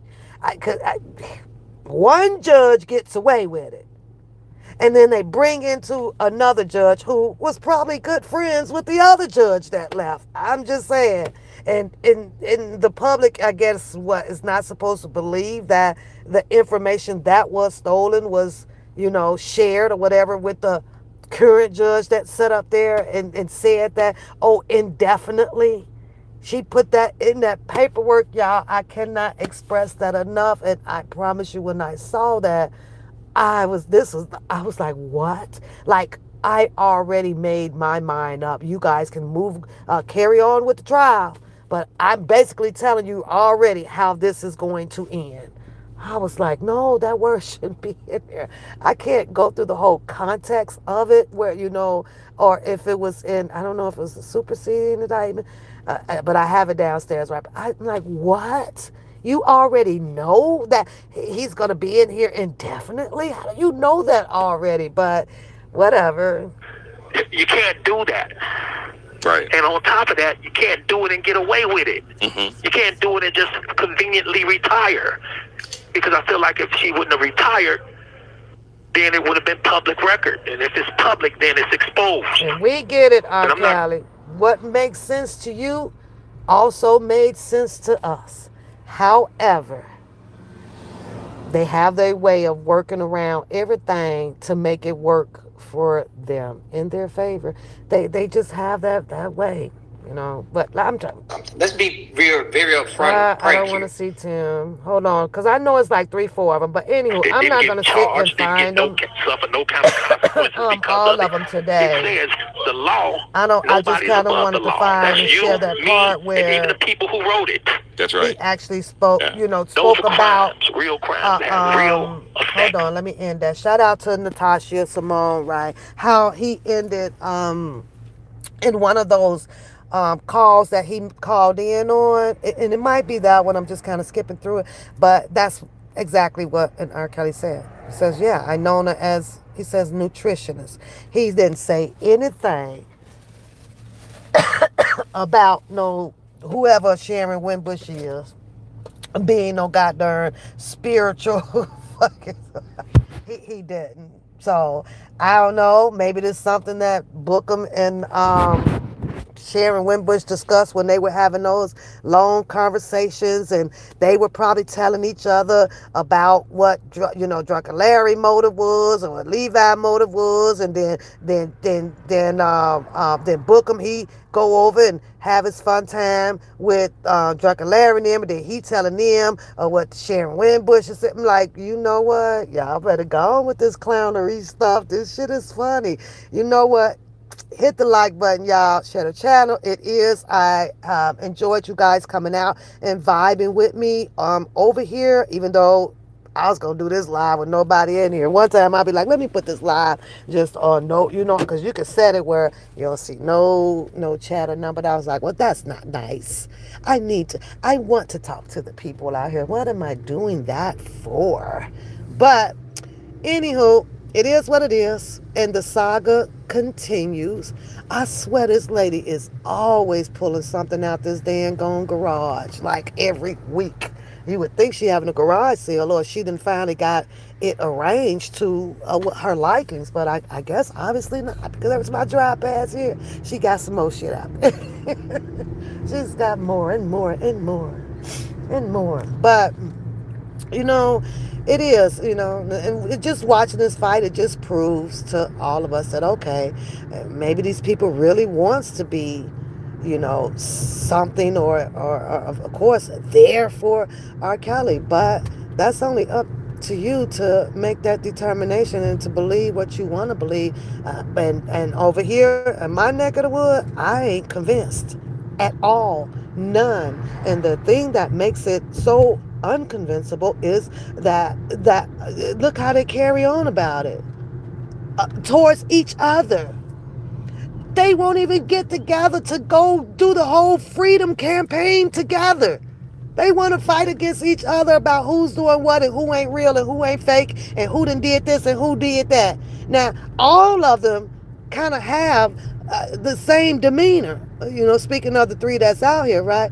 But yet then, they fighting against each other. It's the same people. It's the same narrative. Why are you fighting? Aren't you arguing about how they did R. Kelly wrong? Aren't you arguing about how they did R. Kelly wrong? Don't you got information pertaining to how he was did wrong? Well, then why are y'all withholding all this information separate from each other instead of putting y'all team together and your heads together and going out there and go free R. Kelly? Make it make sense. Nobody gonna ever talk to where me and my sis. We gonna always, oh, they gonna hate on what we doing because we the best and we rocking it. Rocking what, Timbo, too? What are you rocking there? Because every time y'all get off of that goddamn line, R. Kelly is still sitting behind them bars. Every time y'all do all this goddamn commotion and maybe I'll go over here. He's still there. All these years and y'all still ain't made much of a progress because ain't nothing came back up in court based off all of y'all exclusiveness. Y'all got the exclusive, but we get it. Oh, they're only jealous because they ain't doing it. You sit down and you do your research and then you were doing it. And you can feel, you can do it, you can do it, you can do it, you can do it.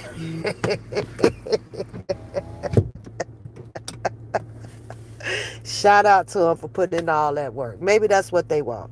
Shout out to y'all for putting in all of that work that y'all do. Now, maybe one or two punches that y'all have will land. If you, Bo Britley gonna be doing whatever he does, that, or I don't know, whatever. I done checked out, quite a bit for a long time. That it's like no, no, no, no, no, no. No, rebuke it, rebuke it. No fighting over this stuff. Gotta pray for him. You gotta pray and put the prayer into the people that is supposed to be out here trying to free him. Oh, you gotta do. You gotta pray for him. A lot of people don't believe in prayer and it don't work, but it just don't work on your time. But you got to follow that prayer up with having faith. That's it. That's all. Then relax and breathe. It'll happen. And guess who? The first person he's going to see when he gets out? That goddamn booker.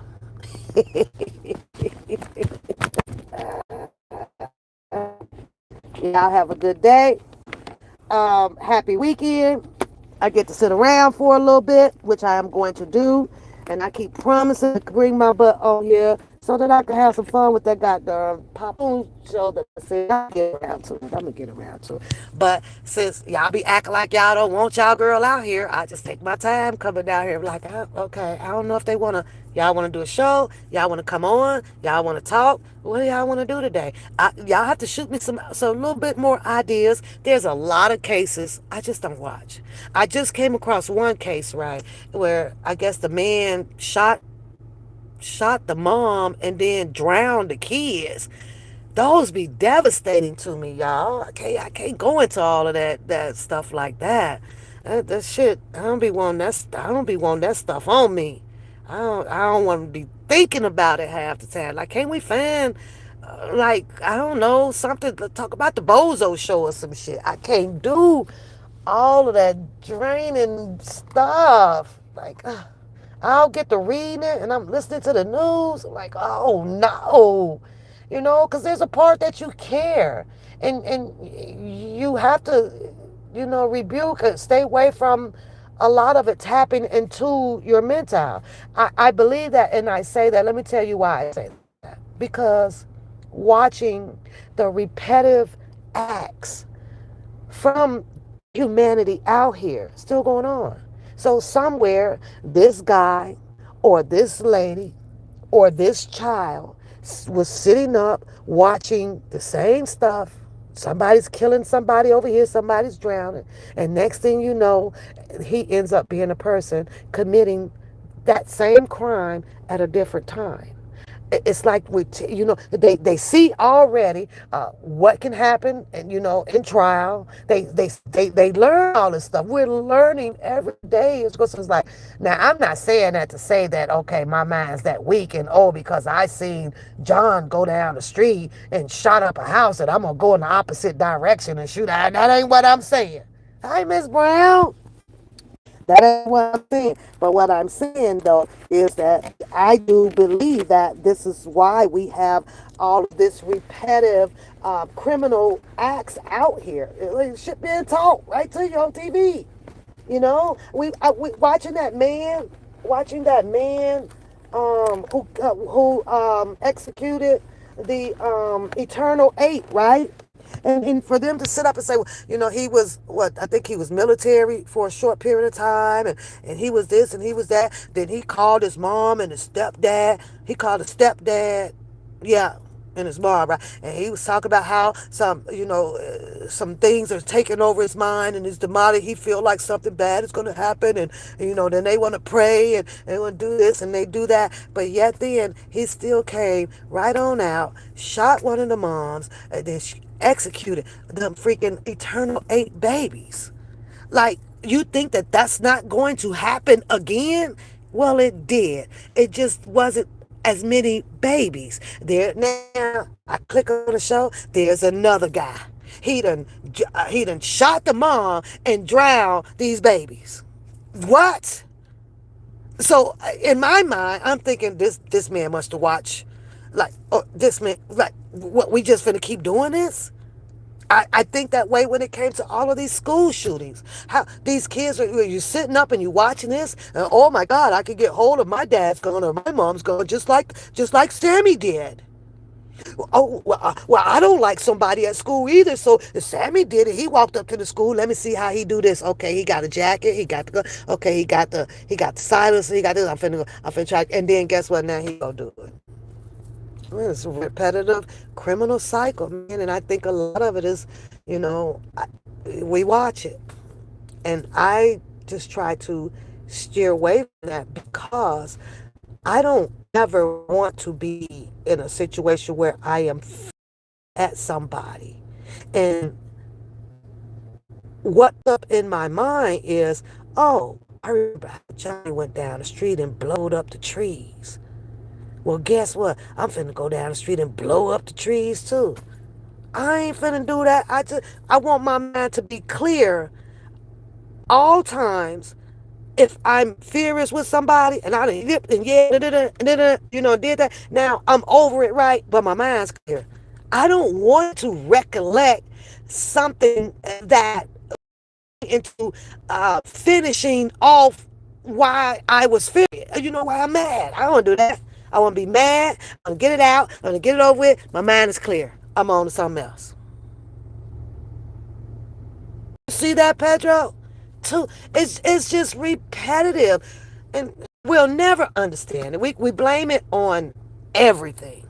Everything. We blame the drugs. We blame it on the upbringing in the home. We bring it on finances. We blame it on the boyfriend. We blame it on the girlfriend. We blame it on the babies who's crying. We got so many excuses to blame everything as we possibly can to justify why a demonic spirit that took over us to go and harm somebody else. I'll never understand it, Pedro.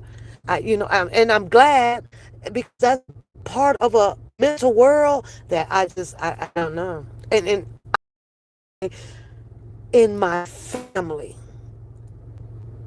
nowhere on my mom's side or my dad's side that has ever committed those type of those crimes like that. I would have heard about it. I ain't heard about JoJo, Uncle Bubba, Uncle Fat, Uncle Tuna, Auntie, nobody. So I don't know if it's like just random selected families or something. I don't know. But not mine, not mine. My family, they like the racetrack. They go out there and clear their mind. where you going, Uncle Henry? Man, this how he do, Pedro. Man, this son of a bitch, some of the fun of them pissed me off for the day. I'm like, well, it's going to be all right. He said, yeah, I'm about to go on out to the racetrack. Uncle Henry going to play the trifecta to calm him down. You heard? He ain't thinking about now finna go put some sugar in the gas tank and blow the car up but he going now to go find his state of mind to bring it back to relaxation, not harming somebody.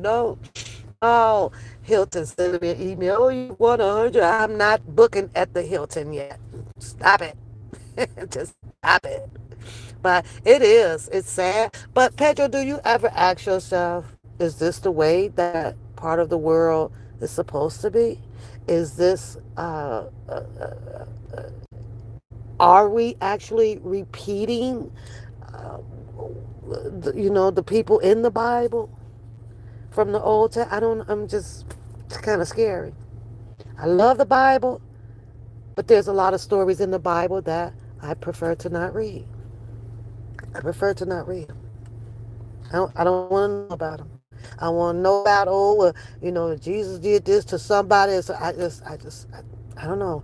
I know that I'm weird, and it may sound weird to you, but I'm telling you that to me has kept my head and my heart so clear and steered away from those thoughts. I just can't do it. Now I like some of the good stories, in the Bible. Now those I don't have a problem reading. But the minute I get to talking about how somebody done destroyed this one and this one and this one and this one got burned up and Joshua had 11 freaking husbands and they all married their sisters, I ain't about to read no shit like I don't want to read nothing like that. you know and I get it. Each story, takes you into the next story so that you can learn the growth and the following of Jesus Christ. But baby, that's why I don't know much about it. I skip a lot of it, like, this is a bad part in here. I don't want to read this. I didn't even want to read the part about, my daughter is here, the part about, with them, nailing Jesus to the Christ. Yeah, okay. It's just evil. It's evil, evil, evil. So are we supposed to have evil people in the world? And is it true that the evilness comes from the disobedience of Adam and Eve? And if so, then what the heck can we do about it? For real though, what can we do about that? If that's where the disobedient developed from, came into life from. What can we do about that? We already messed up. Can't fix it. It's like we just got to deal with it, and you just got to know your place in life. You know. Hi. How are you? Me too. Me too. That's Teddy. You can let him out.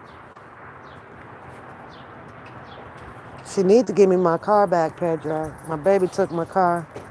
Ted, right here. What him doing? What him getting? Go pee pee. Why he ain't saying hi to me? He don't like you. Look at Daddy.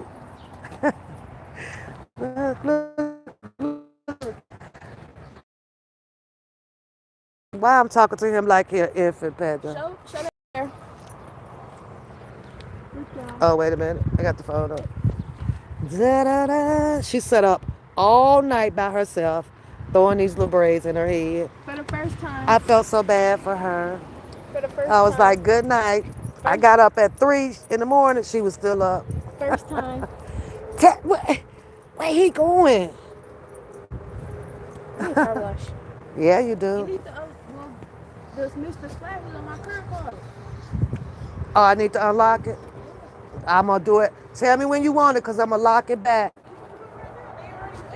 You finna go? Yeah. Oh, I'm going to sit down out here for a minute. Hey, K-Baby. K-Baby say, hey, Coda. Hi. What? What is it? Oh, this one. Thank you. Look, put your drawers out, Coda. Look. Put them next to mine. She be rock. Look, K-Baby. She be rocking me out, though. Look.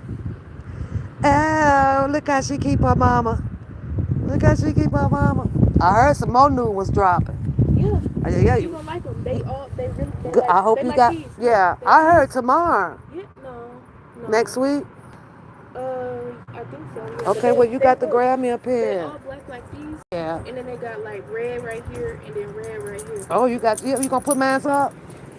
You gonna have to rock with the two, because I'm feeling too. It's cause Or you're. no, you know what you just do?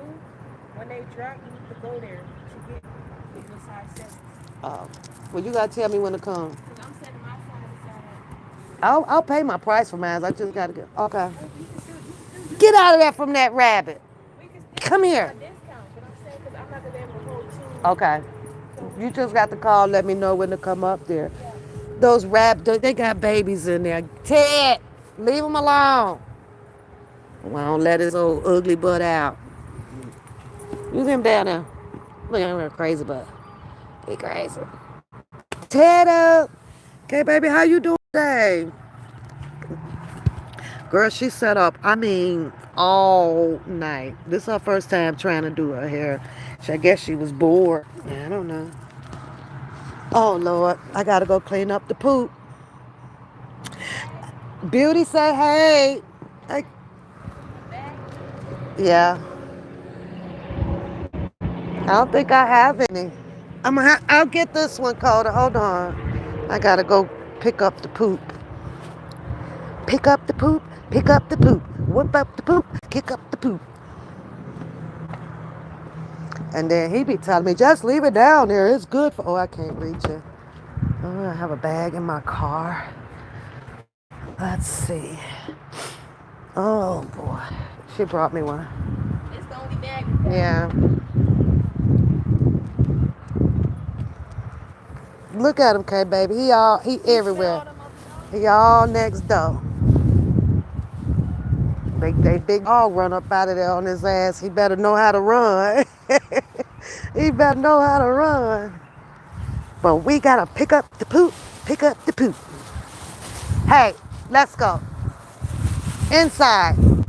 But this is why sometimes I don't let him out front. He wanna do crazy shit like this. Teddy, he gets hard head.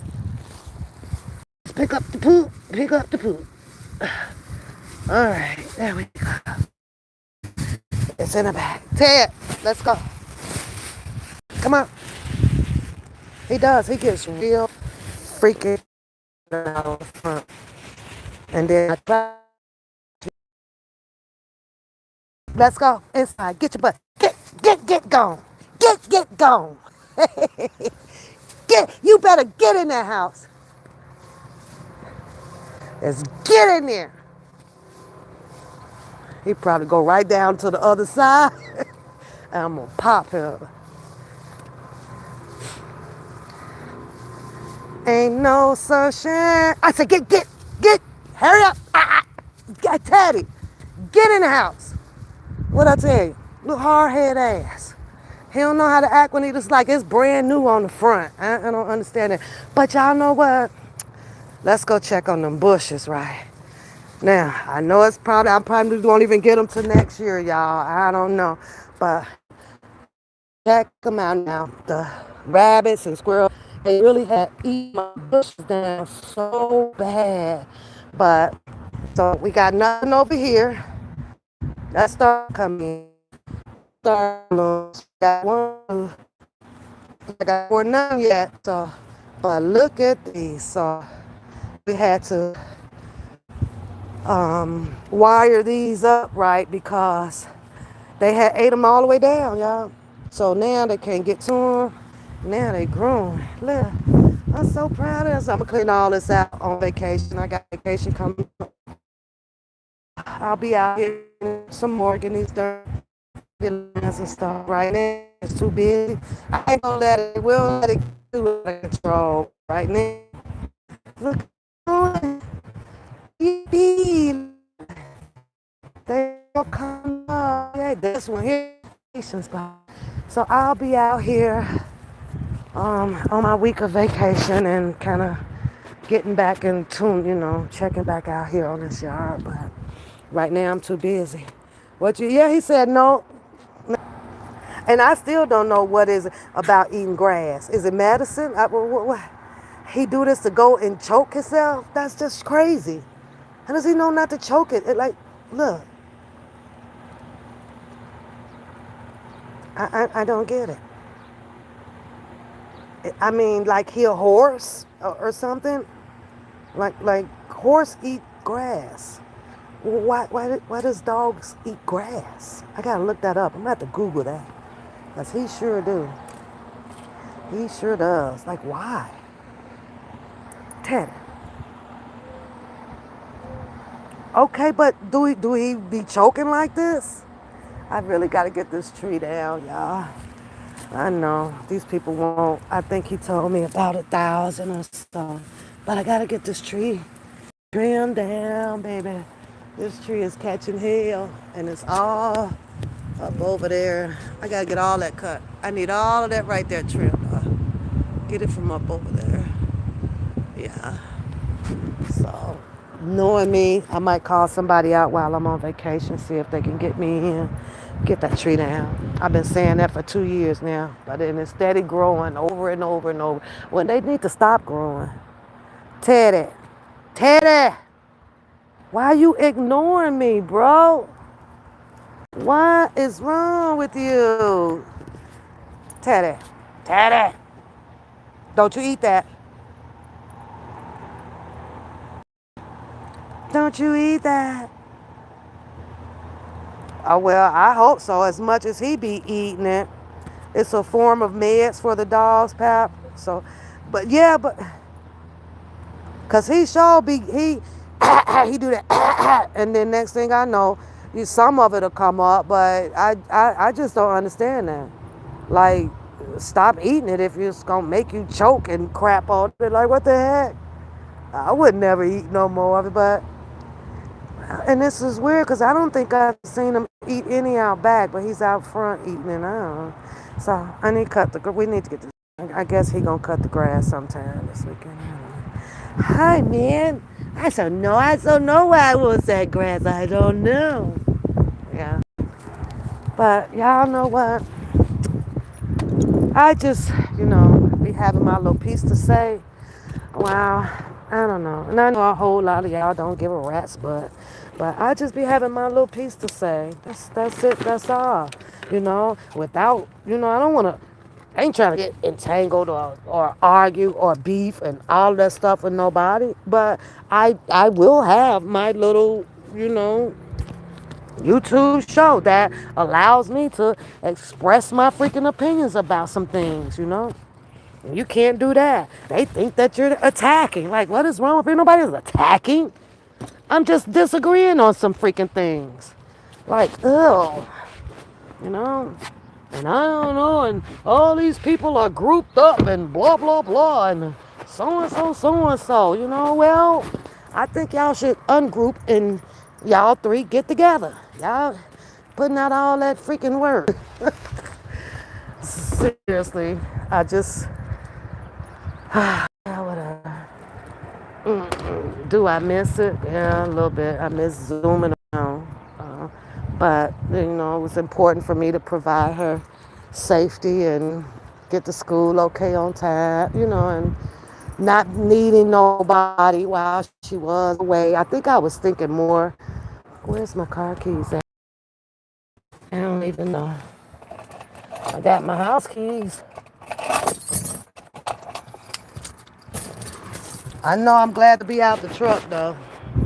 I had to have my left caliber replaced on the front for the brakes. So my truck was gone for 3 days. So I was over here riding in this thing here. It takes up entirely too much space. Just too much space. So I was just pushing this all week. All week. And they was like, girl, I ain't your little buddy in there driving that big old thing. But then I missed my car. And she said, I need a car wash. Get a car wash. I don't know. What y'all doing for the weekend? What are y'all doing for the weekend? Come on, Ted. Come over here with me for a minute. You say you still laughing at Joe's mistress? No, she didn't. Some people just don't like to have, subscribers and views. I guess. Some people don't. So, all I know is I am. So, what's the one song? I'm so glad It's over now. It's over now. Mm, girl, peace, peace. So, but Booker needs to stop thinking somebody trying to come at him all the time, because that's just not the case. Nope. It's like, stop being funny. Just stop being funny. Then I won't laugh. Just stop being funny. I sure in the heck won't laugh. But he know his ass funny. Look, he know he funny. Can't do nothing but to laugh at him. But I am getting home. You guys, I need to go and unwind. I've been up since 2:30. 2:30. And it is now past 12 hours. I've been up. Yep. So, if you're happy and you know it, clap your hands on the way up out of here. Shout out to Pedro coming back through, kicking it with it one pal. We appreciate you over here, chilling with us. But, oh, I gotta go, y'all. I'm gonna go relax, take my shoes and stuff off, and I'll probably find something else to do around the house in a little bit. But one more week, y'all. I am on countdown. How many of y'all be waiting out there like, oh Lord, this vacation, no more. So, and I know this weekend I gotta spend a little time. I got a little sticky case I gotta work on. I don't know how I'm finna pull this one off, y'all. And I might not pull it off, but I am gonna kind of give it for what it's worth and do what I can do with it. But this one right here, y'all. We doggy. So I ain't even stop and give me no wine. So I think I got maybe, I don't know what's up there. Might be a Monaco or something up there. But I could sure use me some wine, y'all.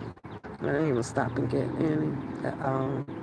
So, and thank you, Pedro. Y'all go have and enjoy the rest of your day.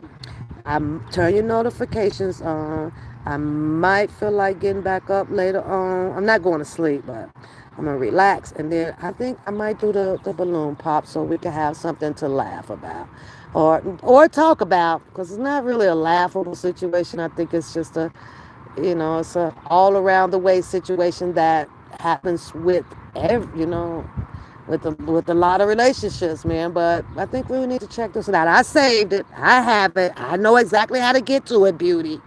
So I ain't gonna have to be popping no freaking pushing no buttons at all. See you later, Serena. Have the rest of your day. I hope it's beautiful, honey. Y'all, goodbye. Hit the like button. Bye-bye. Get up out of here. Get out my chat. Beat it. The last one out smell like a rotten egg. How about that? And I'm gonna call the last one out. The last one out my chat smells like a rotten egg today. Uh-oh. Who's still typing? Who's still typing? K-Baby still in the chat? Uh-oh. Who's still typing? This chat should be empty. Serena, all y'all going, okay, y'all smell like rotten eggs. It is what it is. Now it's between K-Baby and Serena. Y'all the last two in here. I know Beauty gone. I know Beauty gone. Pedro gone. I know they gone. Wait a minute. It's still 17 up there. Why is the chat not dropping? Drop off. Get out, beat it, scram. I ain't leaving until this chat get down to one person. One person. When I see that one up there, you're the rotten egg. Mm-hmm. You're the rotten egg. You're the rotten egg.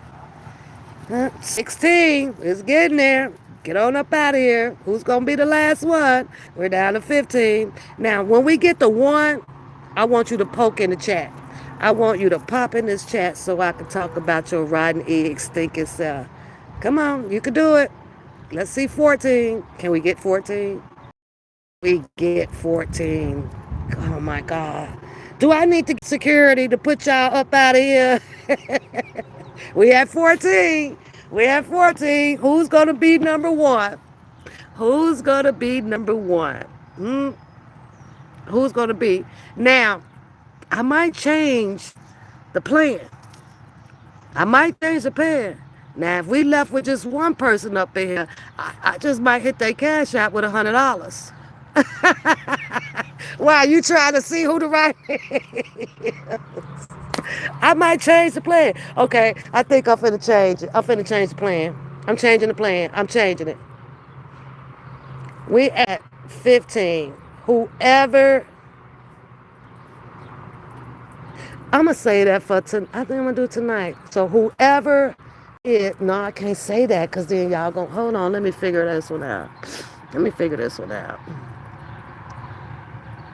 I gotta figure out how to give away $100 tonight. Yeah. We're gonna do $100 giveaway tonight. Only one person can win because I ain't freaking rich. But yeah, we're gonna give $100 away.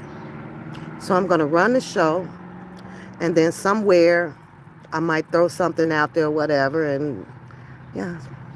You guys just gotta be listening for it to win the $100. And you must have Cash App. I do only Cash App. And on that note, we're gonna have some fun. As soon as I digress and say thank you, Jesus, for the weekend. How about that? Don't go spreading the word. Serena, K, baby, all of y'all. If it's just y'all in the chat, $1 winning. Now don't go telling everybody, because you're going to be giving away your chance. So I will see y'all later on tonight. That's the part. I'll be on. I will be on. I just got to digress. Goodbye, ladies. Bye-bye.